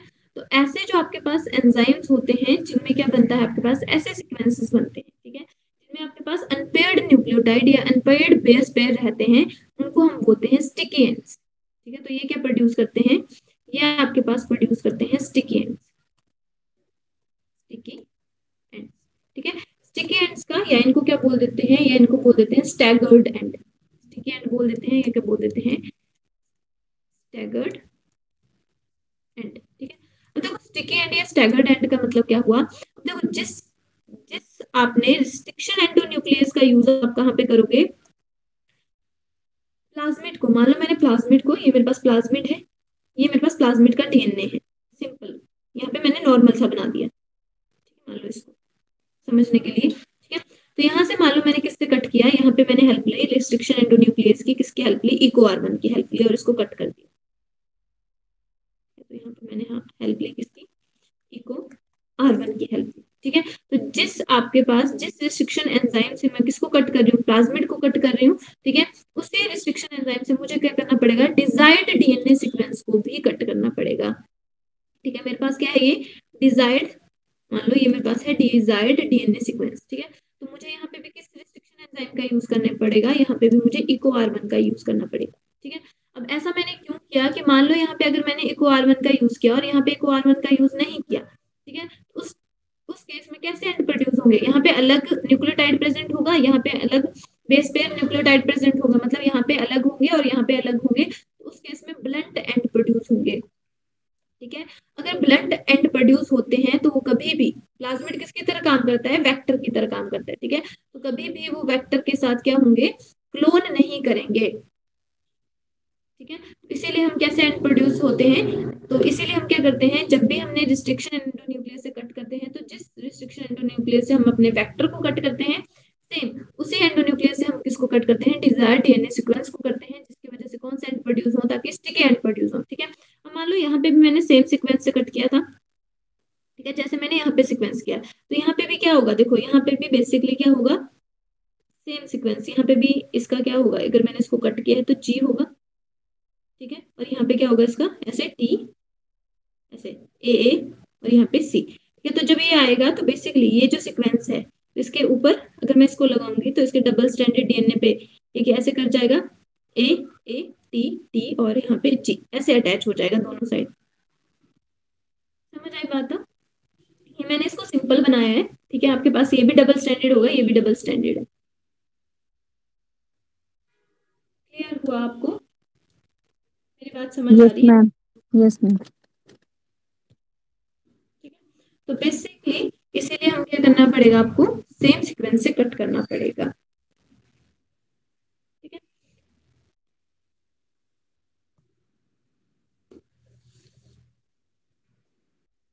आई होप आपको रिस्ट्रिक्शन एंडोन्यूक्लियस का कॉन्सेप्ट समझ आ गया होगा, ठीक है। तो सबसे पहले हमने क्या किया, आइसोलेशन ऑफ डीएनए की, ठीक है, फिर हमने क्या किया, जो स्पेसिफिक डीएनए सीक्वेंस था उसको क्या किया, कट कर लिया, कटिंग ऑफ डीएनए, ठीक है। अब जब आपके पास स्पेसिफिक डीएनए सीक्वेंस को आपने कट कर लिया, ठीक है, तो आपको इसको क्या करना पड़ेगा, सेपरेट करना पड़ेगा, आइसोलेशन, जो आपके पास, अब देखो जो डीएनए, अब यहाँ पे हम सिंपल, ये तो मैंने आपको रिस्ट्रिक्शन एंडोन्यूक्लियस समझाया, ठीक है। अब इस रिस्ट्रिक्शन एंडोन्यूक्लियस ने क्या किया, स्पेसिफिक सीक्वेंस को कट कर दिया, मेरे पास ये डीएनए था पूरा, मान लो ये मेरे पास पूरा डीएनए, ठीक है। अब क्या किया, रिस्ट्रिक्शन एंडोन्यूक्लियस ने काम किया और कहीं पे, ठीक है, जो स्पेसिफिक सीक्वेंस था, मान लो इको आर1 है, उसने स्पेसिफिक सीक्वेंस पे क्या कर दिया, कट कर दिया। ठीक है, अगर डीएनए यहाँ पे कट हो गया किसकी हेल्प से, रिस्ट्रिक्शन एंडोन्यूक्लियस की हेल्प से, तो मतलब क्या हो गया, ये भी फ्रेगमेंट्स बन गए डीएनए के, ये भी फ्रेगमेंट्स बन गए। ठीक है, तो अब मैं किसका हेल्प लूंगी, नेक्स्ट जो मेरे पास स्टेप होगा वो होगा जेल इलेक्ट्रोफोरेसिस। ठीक है, तो मैं किसकी हेल्प से, with the help of isolation of gene of interest via electrophoresis। अब मेरे पास ये सेगमेंट बन गया, ये सेगमेंट बन गया, ये सेगमेंट बन गया, तो मुझे क्या करना पड़ेगा, इसकी आइसोलेशन करनी पड़ेगी, क्योंकि मुझे तो यही डिजायर चाहिए ना, मुझे ना ये चाहिए ना ये चाहिए, तो मुझे क्या करना पड़ेगा, नेक्स्ट स्टेप मेरा होगा isolation of restriction endonuclease, sorry isolation of, इसकी बात करूंगी मैं जीन ऑफ इंटरेस्ट। ठीक है, तो ये मेरा क्या है, जीओआई है, जीन ऑफ इंटरेस्ट है, इसलिए मैंने क्या किया, रिस्ट्रिक्शन एंडोन्यूक्लियस का हेल्प लिया और इसको कट करवा दिया स्पेसिफिक सीक्वेंस की, क्योंकि मुझे क्या चाहिए, सिर्फ यही सीक्वेंस चाहिए। ठीक है, तो मैं यहाँ पे जीन ऑफ इंटरेस्ट को ऑब्टेन कर रही हूँ। ठीक है, तो किसके थ्रू करूंगी मैं, विया जेल इलेक्ट्रोफोरेसिस, जेल इलेक्ट्रोफोरेसिस। ठीक है, अब मैंने आपको जेल इलेक्ट्रोफोरेसिस एक्सप्लेन किया है। ठीक है, तो आई होप वो आपको क्लियर हुआ होगा। तो देखो आपके पास जेल इलेक्ट्रोफोरेसिस में आपके पास क्या होगा, ये आपके पास इलेक्ट्रोफोरेसिस बेड है। ठीक है, और यहाँ पे क्या है, आपके पास एग्रोस जेल है। ठीक है, और यहाँ पे क्या है, ये इलेक्ट्रिसिटी से कनेक्टेड है। ठीक है, और एक साइड पे आपके पास क्या है, यहाँ पे बेसिकली ऐसे वेल्स प्रेजेंट होते हैं, डीएनए वेल्स। ठीक है, वहां पे आप क्या करोगे, अब ये जो आपके पास डीएनए कंटेंट है, ठीक है, तो इसको आप क्या करोगे, अब यहाँ पे इन वेल्स में डाल दोगे ऐसे। ठीक है, तो डीएनए आपके पास क्या होता है, नेगेटिवली चार्ज। ठीक है, तो यहाँ पे क्या कर रखोगे, आप पॉजिटिवली चार्ज इलेक्ट्रोड रखोगे। ठीक है, तो इस पे नेगेटिव चार्ज है, तो आपने यहाँ पे लग दिया पॉजिटिवली चार्ज इलेक्ट्रोड। ठीक है, तो जैसे आप क्या करोगे, करंट सप्लाई करोगे। ठीक है, जब इलेक्ट्रिसिटी से ज्वाइन होगा, करंट सप्लाई होगा, तो बेसिकली जो डीएनए फ्रेगमेंट्स हैं वो क्या करेंगे, मूव करेंगे। ठीक है, इन वेल्स में मूव करेंगे। जैसे आपके पास लार्ज डीएनए फ्रेगमेंट्स हैं, ठीक है, स्मॉल है, ठीक है, ऐसे। ठीक है, और जो आपके पास स्मॉलेस्ट डीएनए फ्रेगमेंट होता है वो क्या होता है, आगे होता है, और जो लार्जेस्ट होते हैं वो पीछे पीछे रह जाते हैं। ठीक है, अब यहाँ पे बेसिकली देखो, फॉर एग्जाम्पल मेरे पास ये जो सीक्वेंस है, ठीक है, ये कितने का है, ये इसमें 6 बेस पेयर है। ठीक है, तो मुझे यहाँ पे लेंथ से पता लग जाएगा कि इसमें कितने बेस पेयर हैं, क्योंकि मेरा जो सीक्वेंस होगा उसकी एक स्पेसिफिक लेंथ होगी या स्पेसिफिक सीक्वेंस होगा। ठीक है, तो मैं उससे फाइंड आउट कर सकती हूँ। ठीक है, कि मेरे पास कौन सा जो है वो मेरे पास क्या है, मेरे पास जो मेरा डिजायर्ड जो सेगमेंट ऑफ डीएनए है, या जो मेरे पास डिजायर्ड जीन ऑफ इंटरेस्ट है। ठीक है, तो जितने बेस पेयर होगा, जैसे अब देखो यहाँ पे जो रिस्ट्रिक्शन एंडोन्यूक्लियस है, फॉर एग्जांपल यहाँ पे हमने एग्जांपल ले लिया इकोआर1 का। ठीक है, तो उसमें कितने 6 बेस पेयर का सीक्वेंस होता है ना वो। ठीक है, तो हम ऐसे फाइंड आउट कर सकते हैं कि 6 बेस पेयर का सीक्वेंस है, तो मान लो यहाँ पे ये जो फ्रेगमेंट है इसमें 10 बेस पेयर है, इसमें 12 है। ठीक है, इसमें 2 ही है, इसमें 4 बेस पेयर है। ठीक है, तो जो 6 बेस पेयर का सीक्वेंस होगा मुझे वही चाहिए। ठीक है, क्योंकि जो मेरे पास मेरा जो डिजायर्ड जीन है वो कौन से सीक्वेंस पे है, जहाँ पे 6 बेस पेयर का सीक्वेंस है। ठीक है, अब हमें पता है कि जो आपके पास जेल इलेक्ट्रोफोरेसिस है, हम वहां पे डीएनए को ऐसे विजुअलाइज नहीं कर सकते, हमें किसका यूज करना पड़ेगा, अब हम इसमें किसका यूज करते हैं, कौन से डाई का यूज करते हैं, बताओ। यहाँ पे हम यूज करेंगे एथिडियम ब्रोमाइड का। ठीक है, और जब हम एथिडियम ब्रोमाइड का यूज करेंगे, ठीक है, किसके प्रेजेंस में, in presence of ultraviolet light. ठीक है, लाइट या रेडिएशन बोल सकते हो आप। ठीक है, उसके प्रेजेंस में, तो आप हमें क्या दिखेगा, हमें ऑरेंज कलर डीएनए सेगमेंट दिखेगा, orange DNA colour DNA segment. ठीक है, ठीक है, तो अब हम क्या करेंगे, इसको सेपरेट कर लेंगे। ठीक है, अब हमारे पास क्या है, ये मेरे पास क्या है, मेरे पास जेल है। ठीक है, और जेल में क्या है, मेरे पास डिजायर्ड मेरे पास डीएनए सेगमेंट है। ठीक है, जिसको मैंने किसकी हेल्प से ऑब्टेन किया, with the help of gel electrophoresis मैंने ऑब्टेन किया। ठीक है, अब ये जो मेरे पास डीएनए सीक्वेंस है, मान लो ये 6 बेस पेयर का जो डीएनए सीक्वेंस है। ठीक है, अब इसको मैंने जेल से आइसोलेट करना पड़ेगा, मुझे क्या करना पड़ेगा, यहाँ पे एग्रोस जेल है, तो मुझे क्या करना पड़ेगा, जेल से इसको सेपरेट करना पड़ेगा और इस प्रोसेस को बोलते हैं इल्यूशन। ये इल्यूशन क्या है आपके पास? Separation of desired fragment of DNA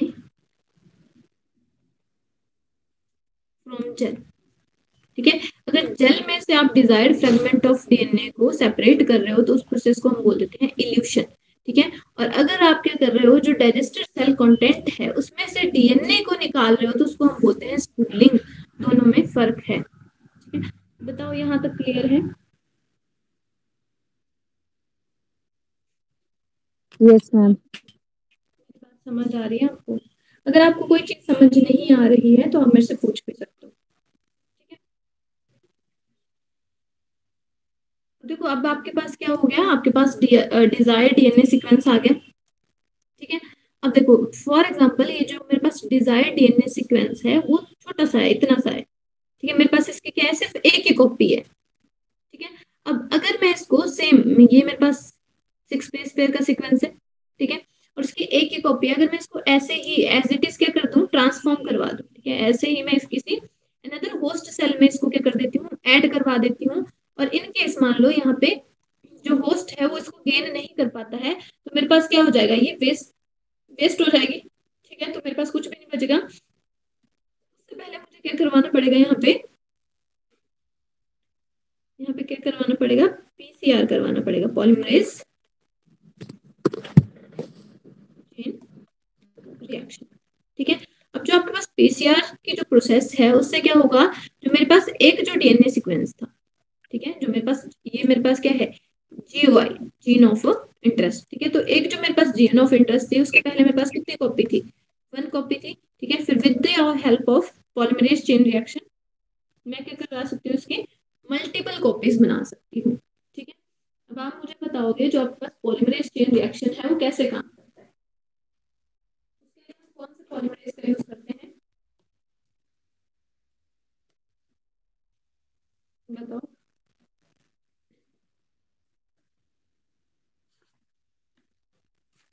देखो मॉलिक्यूलर मार्कर डालेंगे। बेसिकली हम यहाँ पे क्या करवा रहे हैं, पॉलीमरेज चेन रिएक्शन का हम यूज जो करवाते हैं वो किसके लिए करवाते हैं, amplification of gene, amplification of gene. ठीक है, तो आपके पास जो पॉलीमरेज चेन रिएक्शन है मैंने आपको पढ़ाया भी था ये, इसमें कितने स्टेप्स होते हैं, 3 स्टेप्स होते हैं। कौन कौन सा, डीनेचुरेशन, सेकंड होता है एनिलिंग,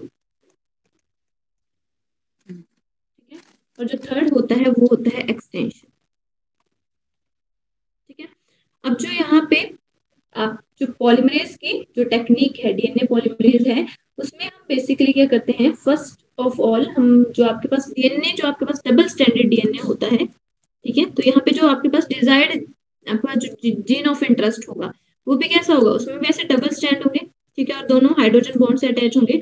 तो हमें क्या करना पड़ेगा, फर्स्ट सेपरेशन ऑफ, हमने क्या करना पड़ेगा, हाइड्रोजन बॉन्ड को ब्रेक करना पड़ेगा और दोनों स्टैंड को, डबल स्टैंडर्ड डीएनए को सेपरेट करना पड़ेगा। ठीक है, तो इसके लिए हम फर्स्ट स्टेप फॉलो करेंगे और फर्स्ट स्टेप क्या आपके पास, डी नेचुरेशन। ठीक है, तो डी नेचुरेशन हम कैसे करते हैं, हम इसको क्या करवाएंगे, हीट करवाएंगे एट 94 डिग्री सेल्सियस। ठीक है, इतने हाई टेम्परेचर पे हम क्या करवाएंगे, इसको हीट करवाएंगे। जब हम हीट करवाएंगे तो बेसिकली हमारे पास क्या हो जाएगा, आई होप आप समझ रहे हो, यहाँ पे 5 डैश एंड है, यहाँ पे 3 डैश। ठीक है, अब यहाँ पे मेरे पास क्या हो गया, जो मेरे पास डीएनए के स्टैंड थे दोनों वो क्या हो गए, अलग हो गए। मेरे पास 5 डैश, 3 डैश, 5 डैश और 3 डैश।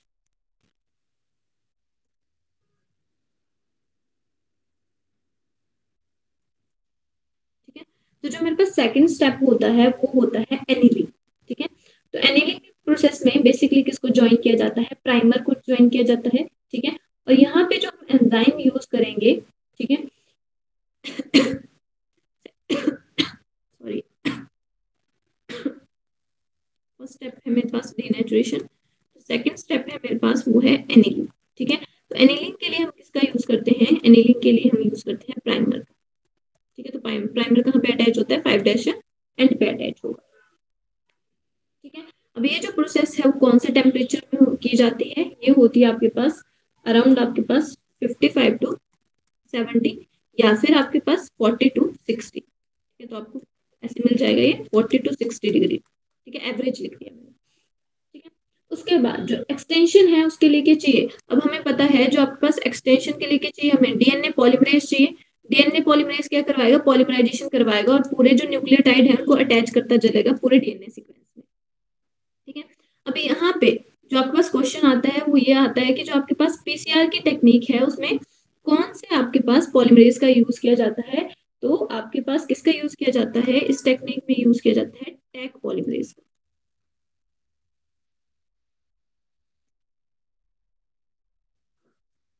टैक पॉलीमरेज एंजाइम का यूज किया जाता है, और ये जो टैक पॉलीमरेज एंजाइम है वो कहाँ से ऑब्टेन्ड करा है, वो ऑब्टेन्ड करा है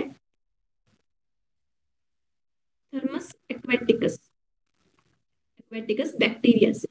ठीक है, जो थर्मस एक्वेटिकस बैक्टीरिया है वो ऐसा बैक्टीरिया है जो कैसा है, थर्मोस्टेबल है। थर्मोस्टेबल का मतलब क्या है कि वो हाई टेम्परेचर पे भी सरवाइव कर जाता है। ठीक है, तो आपके पास जो क्वेश्चन आता है इसमें से एक तो आपके पास आता है जो पीसीआर है उसका यूज क्यों किया जाता है, उसका यूज किया जाता है एम्प्लीफिकेशन ऑफ जीन में। ठीक है, दूसरा आता है उसको किसने फाइंड आउट किया था, तो पॉलीमराइज चेन रिएक्शन के बारे में किसने बताया था, कैरी मूलिस ने बताया था। ठीक है, और थर्ड इसमें बेसिकली जो क्वेश्चन आता है वो किस पे आता है, जो यहाँ पे जो बैक्टीरिया यूज होता है कौन सा है, थर्मस एक्वेटिकस है, जो कैसा बैक्टीरिया है, थर्मोस्टेबल बैक्टीरिया है। ठीक है, उसके पॉलीमरेज का यूज किया जाता है। ठीक है, क्योंकि आपके पास पॉलीमरेज क्या है, देखो जहां पे भी एज वर्ड लग रहा है वो क्या रिप्रेजेंट कर रहा है, वो रिप्रेजेंट कर रहा है कि क्या है, ये एक एंजाइम है। ठीक है, तो अगर हम इसको हाई टेम्परेचर पे जैसे हमने 94 डिग्री सेल्सियस टेम्परेचर पे लेके गए तो बेसिकली यहाँ पे क्या होगा, यहाँ पे जो एंजाइम होगा वो भी डीनेचर हो जाएगा। ठीक है, बट अगर हमने कहा कौन सा, अगर हमने थर्मोस्टेबल थर्मोस्टेबल बैक्टीरिया का अगर हमने एंजाइम लिया है, सॉरी टैक पॉलीमरेज बोलते हैं जिसको। ठीक है, यहाँ पे देखो टी स्टैंड फॉर थर्मस। ठीक है, तो फर्स्ट किसको रिप्रेजेंट कर रहे हैं, यहाँ पे फर्स्ट रिप्रेजेंट कर रहा है जीनस को। ठीक है, और जो सेकंड टू वर्ड्स हैं वो किसको रिप्रेजेंट कर रहे हैं, स्पीसीज एपिथेट को रिप्रेजेंट कर रहे हैं। ठीक है, नेमिंग में। ठीक है, तो किसका यूज किया जाता है यहाँ पे, टैग पॉलीमरेज के जो डीएनए पॉलीमरेज है उसका यूज किया जाता है। और यहाँ पे कौन सी प्रोसेस होगी, जो हमारा थर्ड स्टेप होगा, थर्ड स्टेप क्या है, एक्सटेंशन। ठीक है, तो थर्ड स्टेप में क्या हो जाएगा, यहाँ पे पॉलीमराइजेशन ऑफ डीएनए सीक्वेंस। ठीक है, यहाँ पे प्राइमर अटैच था। ठीक है, तो आपके पास ये पॉलीमराइजेशन, जब यहाँ पे डीएनए पॉलीमरेज अटैच हुआ तो यहाँ पे क्या हो जाएगा, सारे न्यूक्लियोटाइड अटैच करने लग जाएंगे। या तो मेरे पास क्या बन जाएगा, यहाँ पे डबल स्टैंडर्ड डीएनए बन जाएगा। यहाँ पे अटैच हुआ तो ऐसे मान लो। ठीक है, तो मेरे पास दोनों स्टैंड बन जाएंगे, यहाँ पे 5 डैश 3 डैश 5 डैश 3 डैश, यहाँ पे भी 5 डैश 3 डैश 5 डैश और 3 डैश। ठीक है, तो ऐसे ही हमारे पास क्या हो जाती है, मल्टीपल कॉपीज बन जाएंगी। ठीक है, और जब मैं इस साइकिल को 30 टाइम चलाऊंगी, ठीक है, जब ये साइकिल का कितने टाइम चलेगा, 30 साइकिल्स चलेंगे बेसिकली, तब हम मेरे पास कितने जीन्स हो जाएंगे, अराउंड मेरे पास एक जो मेरे पास जीन कॉपी थी उसकी 1 बिलियन टाइम कॉपीज, मतलब 1 बिलियन टाइम क्या हो जाएगा, वो मल्टीप्लाई हो जाएगा। ठीक है, तो 1 बिलियन कॉपीज बन जाएंगे मेरे पास। ठीक है, जब मैं कितने साइकिल चलाऊंगी, ओनली 30 साइकिल चलाऊंगी। ठीक है, तो आपके पास जो क्वेश्चन आता है वो बेसिकली यहाँ पे क्वेश्चन आएगा वो किससे आएगा, टैग पॉलीमरेज से ही आएगा। ज्यादा से ज्यादा अगर यहाँ पे क्वेश्चन आता है तो टेम्परेचर से आता है कि कितने टेम्परेचर पे। ठीक है, और जो आपके पास एक्सटेंशन होती है वो होती है आपके पास 72 डिग्री सेल्सियस। तो यहाँ पे मैंने थर्ड स्टेप लिखा है वो है एक्सटेंशन।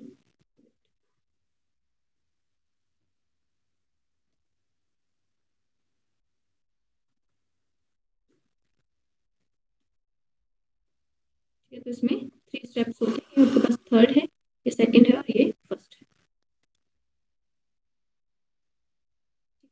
यहाँ तक क्लियर है सबको। Yes ma'am. अब हमारे पास ये स्टेप हो गए, उसके बाद हमने क्या किया, हमने पहले डीएनए को आइसोलेट कर लिया। ठीक है, उसमें से हमने क्या किया, जो आपके पास डिजायर्ड जो आपके पास जीन ऑफ इंटरेस्ट था उसको हमने सेपरेट कर लिया। ठीक है, उसको हमने बेसिकली उसको हमने एक तो पूरे डीएनए सीक्वेंस से ब्रेक किया। ठीक है, और उसको हमने क्या कर दिया, एक्सट्रैक्ट कर लिया। जब हमारे पास जीन ऑफ इंटरेस्ट आया तो उसके पास हमारी एक कॉपी थी, तो उसकी हमने क्या करवा दी, मल्टीप्लीकेशन करवा दी। ठीक है, उसकी हमने मल्टीपल ठीक है। उसके बाद है आपके पास insertion of recombinant DNA into the host cell और ऑर्गेनिज्म। ठीक है, तो नेक्स्ट हमारे पास क्या होगा, जो आपके पास यहाँ पे हम क्या करेंगे, पहले तो हम रिकॉम्बिनेशन करवाएंगे। ठीक है, जो हमारे पास ये जो डिजायर्ड डीएनए है, ठीक है, जो हमारे पास जीन ऑफ इंटरेस्ट है, ठीक है, जीन ऑफ इंटरेस्ट का मतलब क्या है मेरे पास ये क्या थी, मेरे पास डिजायर्ड जीन ऑफ, ये डिजायर्ड जीन है मेरे पास। ठीक है, यहाँ पे एक 5 डैश एंड होगा, ये 3 डैश, यहाँ पे 3 डैश और यहाँ पे 5 डैश। ठीक है, तो मैं ये जो डिजायर्ड मेरे पास क्या है, जो जीन ऑफ इंटरेस्ट है मेरा, मैं इसको कहाँ पे एंटर करवाऊंगी, अब मैंने इसको कहाँ पे एंटर करवाना है, होस्ट सेल में एंटर करवाना है। ठीक है, तो होस्ट सेल में एंटर करवाने के लिए मुझे किसकी जरूरत पड़ेगी, ठीक है, एक तो मुझे क्या करना पड़ेगा, जो होस्ट है यहाँ पे, जब मैंने अपने जीन ऑफ इंटरेस्ट को किस में ऐड करवाना है, जब मैंने इसको एंटर करवाना है किसमें, होस्ट में, तो मुझे क्या करना पड़ेगा, एक तो होस्ट को कॉम्पिटेंट बनाना पड़ेगा, कॉम्पिटेंट होस्ट चाहिए मुझे। कॉम्पिटेंट होस्ट का मतलब क्या है, ऐसा होस्ट जो क्या करे, मेरे पास जो मेरा जीन ऑफ इंटरेस्ट है उसको ऑक्युपाई कर ले, ठीक है, उसको गेन कर ले, उसको हम बोलते हैं कॉम्पिटेंट होस्ट। ठीक है, बट मेरे पास एक और प्रॉब्लम भी है, मान लो मेरे पास ये होस्ट सेल है, ठीक है, ये इसका डीएनए है, ये तो मैंने सिंपल बना दिया यहाँ पे, होस्ट सेल के अंदर न्यूक्लियस, न्यूक्लियस के अंदर डीएनए। ठीक है, तो यहाँ पे ये इसका डीएनए है और ये मेरे पास मेरा जीन ऑफ इंटरेस्ट है। ठीक है, तो जो मेरा जीन ऑफ इंटरेस्ट है और जो ये होस्ट डीएनए है, ठीक है, तो मुझे क्या करना पड़ेगा, अब इसको यहाँ से यहाँ पहुंचाने के लिए मुझे किसकी जरूरत पड़ेगी, मुझे किसी व्हीकल की जरूरत पड़ेगी। ठीक है, मुझे एक जगह से दूसरी जगह जाना तो मुझे व्हीकल की जरूरत पड़ेगी, और इसको हम क्या बोलते हैं, इसको हम बोलते हैं वेक्टर। ठीक है, तो मुझे अपने जीन ऑफ इंटरेस्ट को कहाँ पे पहुंचाने के लिए, होस्ट सेल में पहुंचाने के लिए किसकी जरूरत पड़ेगी, वेक्टर की जरूरत पड़ेगी। ठीक है,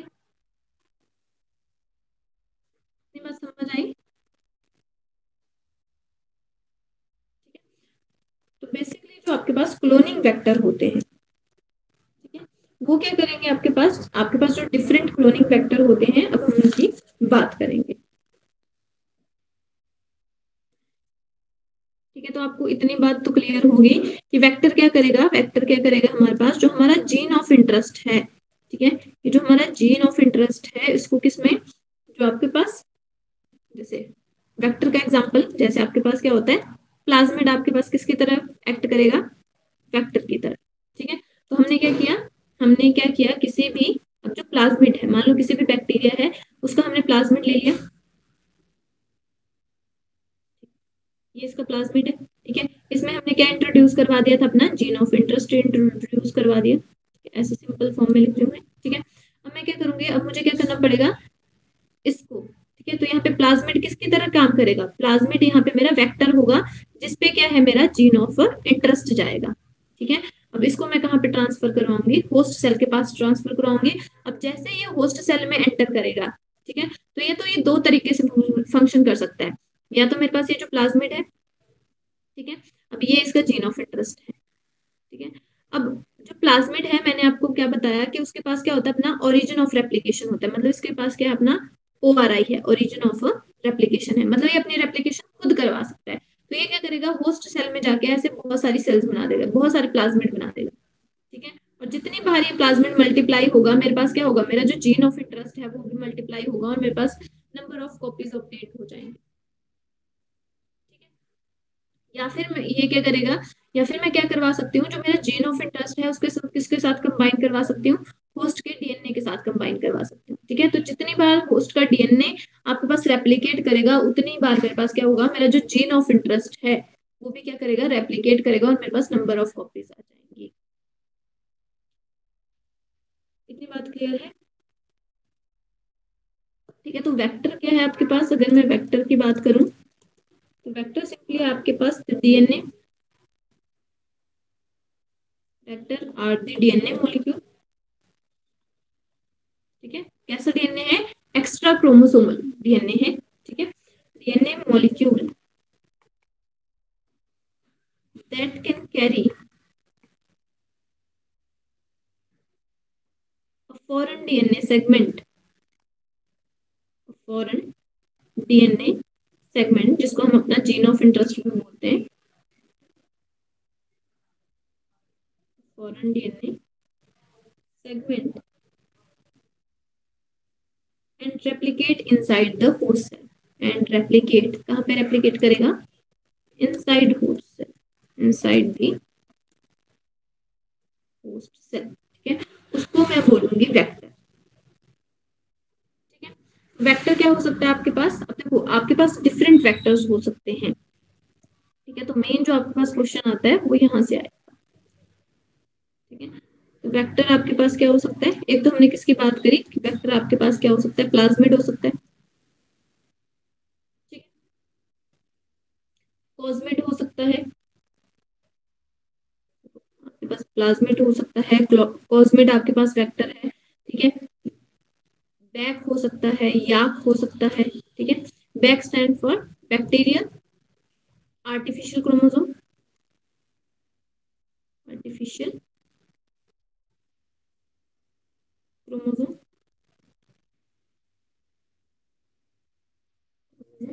और YAC stand for yeast artificial chromosome. ठीक है, और जो बैक और याक है उसका यूज कहाँ पे किया जाता है? इसका यूज बेसिकली किया जाता है जब आपने लार्ज सेगमेंट ऑफ डीएनए को, ठीक है, आपने क्या करवाना हो? ट्रांसफर करवाना हो। ठीक है, तो लार्ज सेगमेंट के लिए हम किसका यूज करते हैं? बैक और याक का यूज करते हैं।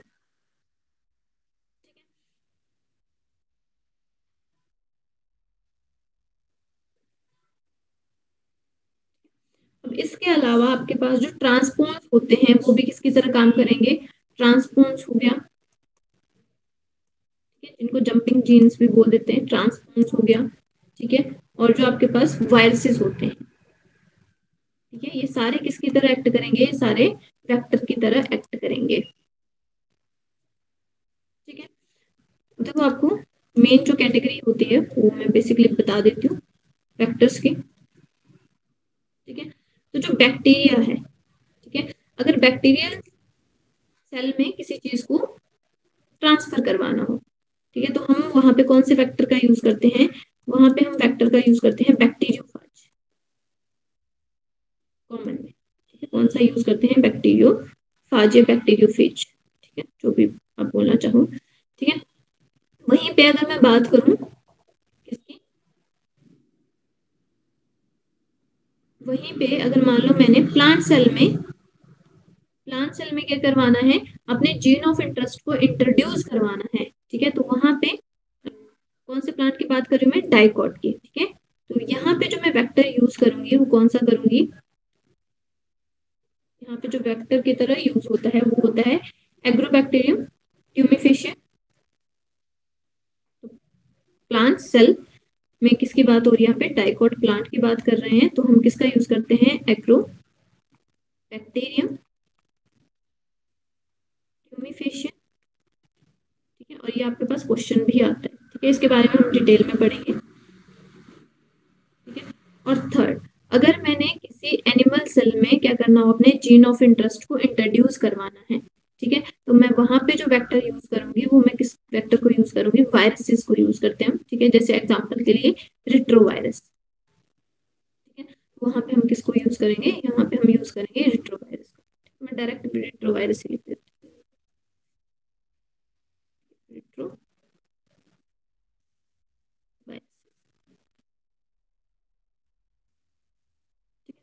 इतना क्लियर है आपको? Yes ma'am. तो बेसिकली आपके पास डिफरेंट जो आपके पास वेक्टर होंगे। कल का जो हमारा टॉपिक रहेगा वो बेसिकली वेक्टर्स के ही ऊपर रहेगा, जिसमें हम आर्टिफिशियल वेक्टर पीबी जो R32 है उसके बारे में पढ़ेंगे, PCU8 उसके बारे में पढ़ेंगे। ठीक है, और साथ में हम बेसिकली वेक्टरलेस कल्चर, ठीक है, मैं वेक्टरलेस का आपको बता देती हूँ। ठीक है, अब देखो यहाँ पे मैंने किसकी हेल्प ली? यहाँ पे मैंने एक व्हीकल की हेल्प ली जाने के लिए। ठीक है, बट वेक्टरलेस कल्चर क्या होता है आपके पास? जब मैं बात करती हूँ आपके पास vectorless transfer, transfer of a gene. ठीक है, तो वेक्टरलेस ट्रांसफर में बेसिकली हमारे पास जो 3 वेक्टरलेस ट्रांसफर की हम बात करते हैं। ठीक है, तो वेक्टरलेस में ये आपको याद रखना है क्योंकि यहाँ से क्वेश्चन आते हैं। ठीक है, अगर मैंने वेक्टरलेस ट्रांसफर करवाना हो किसमें? प्लांट सेल में, यहाँ पे लिख देती हूँ। ठीक है, तो वहां पे मैं यूज करूंगी मेथड का, तो एक साइड पे मैंने लिख दिया मेथड। और यहाँ पे लिख दिया मैंने ऑर्गेनिज्म, ठीक है, जहाँ पे ट्रांसफर हो रहा है, ठीक है। तो यहाँ पे जो मैं मेथड यूज करूंगी उसको हम बोलते हैं बायोलिस्टिक मेथड, ठीक है। और इस मेथड को और क्या बोला जाता है, इसको हम बोलते हैं जीन गन मेथड, ठीक है। तो इसमें किसमें, जब आपने प्लांट सेल में वेक्टरलेस जीन ऑफ इंटरेस्ट को इंट्रोड्यूस करवाना हो प्लांट सेल में, तब हम किसका यूज करते हैं, तब हम यूज करते हैं बायोलिस्टिक या जीन गन मेथड का यूज करते हैं, ठीक है। कैसा, ये वेक्टरलेस है, ठीक है। जब वेक्टर की बात आएगी प्लांट में तो कौन सा है, एग्रोबैक्टीरियम ट्यूबिफेशियम, दोनों में फर्क है, ठीक है। वहीं पे अगर मैंने किसमें, आपके पास जो एनिमल सेल है, ठीक है, अगर मेरे पास जो एनिमल सेल है उसमें मैंने क्या करवाना है, तो यहाँ पे किसकी बात हो रही है, एनिमल सेल की बात हो रही है, ठीक है। उसमें मैंने इंट्रोड्यूस करवाना हो, ठीक है, अपने जीन ऑफ इंटरेस्ट को, बट विदाउट वेक्टर, ठीक है, वेक्टरलेस ट्रांसफर करवाना हो, तो वहां पे मैं किसका यूज करूंगी, वहां पे मैं यूज करूंगी माइक्रो इंजेक्शन का, ठीक है।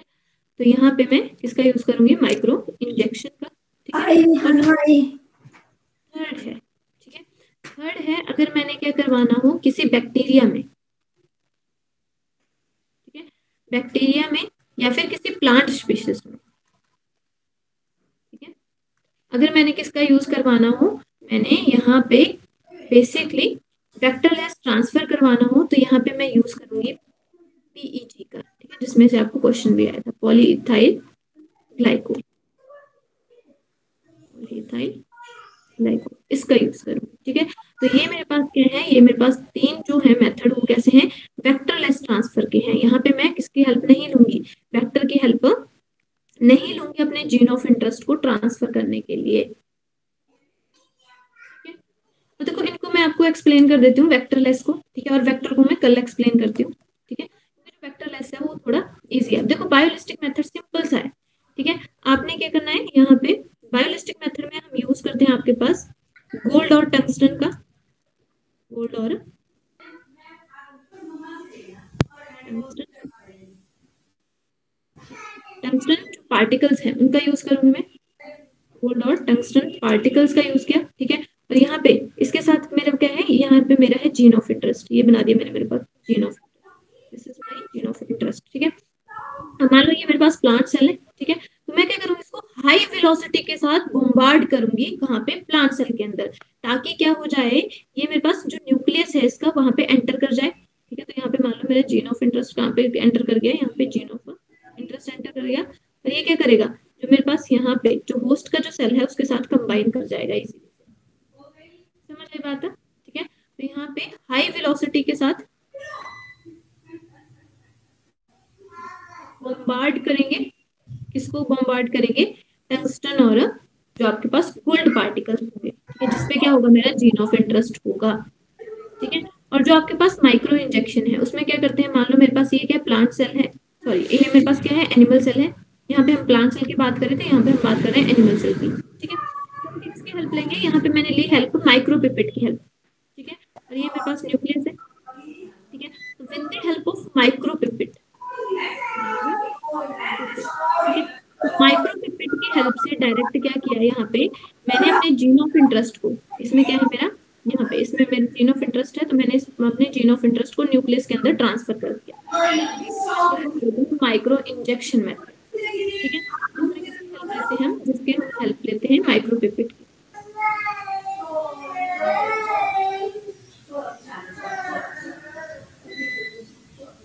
और जो हमारे पास थर्ड मेथड है, ठीक है, वो है आपके पास पीईजी मेथड, ठीक है। अब देखो जो आपके पास पीईजी मेथड है इसमें थोड़ा सा आपको अंडरस्टैंड करने की जरूरत है। जो आपके पास पीईजी मेथड बेसिकली बात करें हम प्लांट में, अगर आपने ट्रांसफर करना हो किसी प्लांट स्पीसीज में या फिर आपने बैक्टीरिया में ट्रांसफर करना हो, ठीक है। और देखो प्लांट और बैक्टीरिया में दोनों ही केसेस में बात करें तो इनके पास क्या होती है, सेल वॉल होती है, ठीक है। प्लांट में भी सेल वॉल होती है और बैक्टीरिया के पास भी क्या होती है, सेल वॉल होती है, ठीक है। तो हमें क्या करना पड़ेगा, बेसिकली जो प्लांट की सेल वॉल है उसको डाइजेस्ट करवाना पड़ेगा, ठीक है। तो अगर यहाँ पे हम बैक्टीरिया की सेल वॉल डाइजेस्ट करवाएंगे तो हम किसका यूज करेंगे, लाइसोजाइम का, ये मैंने आपको समझा दिया। और यहाँ पे हम किसका यूज करेंगे, यहाँ पे अगर प्लांट की सेल वॉल है तो उसका यूज करेंगे, सेलुलोज एंजाइम का यूज करेंगे, ठीक है। अब देखो मेरे पास सेल में, मेरे सेल के अंदर जो जितना कंटेंट है सेल मेम्ब्रेन के अंदर, जब मैंने सेल, यहाँ पे मैं सेल बात करूँ तो अगर मैंने प्लांट सेल के जो सेल वॉल है उसको डाइजेस्ट करवा दिया तो इसके अंदर जितना भी मेरे पास कंटेंट रहेगा, ठीक है, उसको मैं क्या बोलूंगी, प्रोटोप्लाज्म। ठीक है, प्रोटोप्लाज्म क्या होता है, साइटोप्लाज्म प्लस न्यूक्लियोप्लाज्म।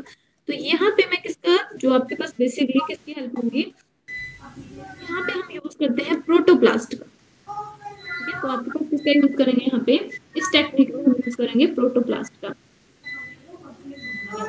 बेसिकली मैं आपको थोड़ा सा एक्सप्लेन करती हूँ।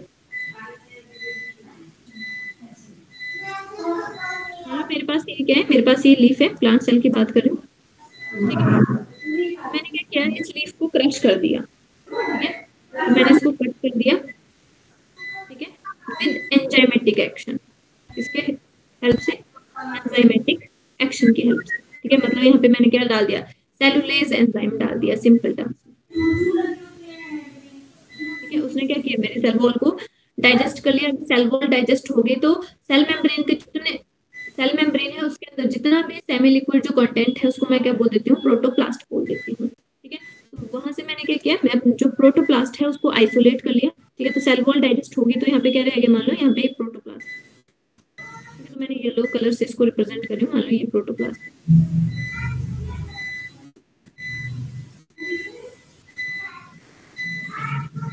अब मेरे पास जो प्रोटोप्लास्ट है उसको मैं सस्पेंड करूंगी। ठीक है, इसको मैं एक मटेरियल में डालूंगी।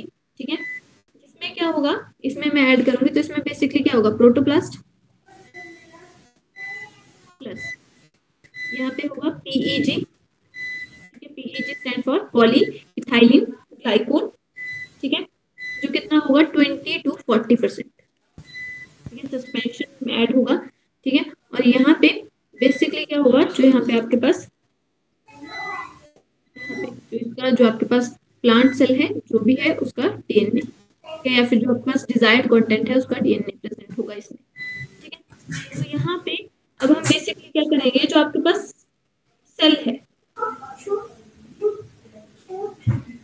यहाँ पे इन प्रेजेंस ऑफ, अब बेसिकली यहाँ पे हम किसकी यूज करेंगे, जो आपके पास जहाँ पे मान लो मैंने इस सेल में, मेरे पास कोई और अदर प्लांट सेल है या बैक्टीरियल सेल है, उसमें मैंने क्या करवाना है, ट्रांसफर करवाना है फैक्टरलेस कल्चर को। ठीक है, तो मैं क्या करूंगी, जो मेरे पास सेल है उसको क्या बनाऊंगी मैं, कॉम्पिटेंट बनाऊंगी। ठीक है, मतलब जो इसकी सेल मेम्ब्रेन है, ठीक है, उसको मैं क्या कर दूंगी, डिस्टेबलाइज कर दूंगी। ठीक है, अगर मैंने इसकी सेल मेम्ब्रेन को डिस्टेबलाइज कर दिया, ठीक है, और मैंने इसको डायरेक्ट इस सस्पेंशन को यहाँ पे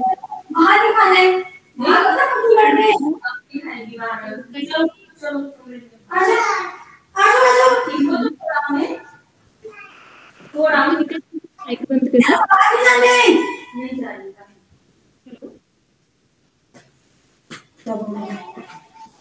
हेलो, मेरी आवाज आ रही है आप लोगों को? कम आ रही है मैम, बहुत कम।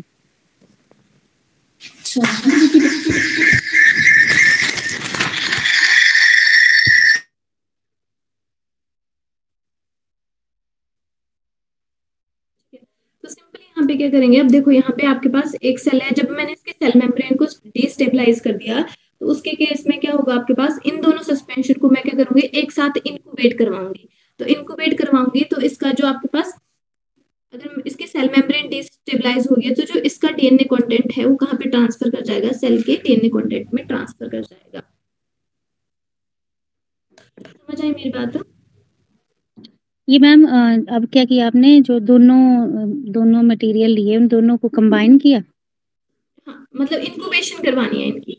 ठीक है, मतलब ओके। एक साथ में मिक्स करके इनको इंक्यूबेट करवाना है। और देखो यहाँ पे प्रोटोप्लास्ट था, यहाँ पे भी इसके जब मैंने सेल मेम्ब्रेन को डिस्टेबलाइज कर दिया तो इसके पास में क्या बचा, प्रोटोप्लास्ट बचा। तो इन दोनों का प्रोटोप्लास्ट क्या हो जाएगा, मिक्स हो मिक्स हो जाएगा। गया। ठीक है, इसका जो डीएनए है वो डायरेक्ट ट्रांसफर हो जाएगा, फिर यहाँ पे हमें वेक्टर की जरूरत नहीं पड़ी फिर।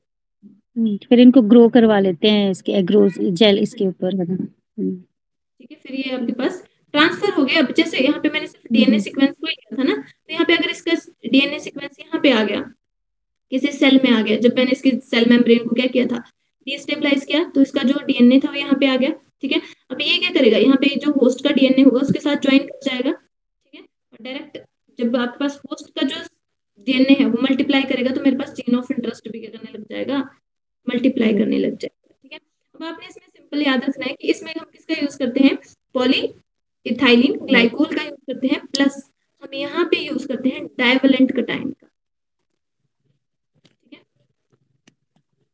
जैसे CO2 पॉजिटिव, ठीक है, तो यहाँ पे बेसिकली इसका यूज किया जाता है, ठीक है। तो ये मेरे पास कैसे है, वेक्टरलेस है।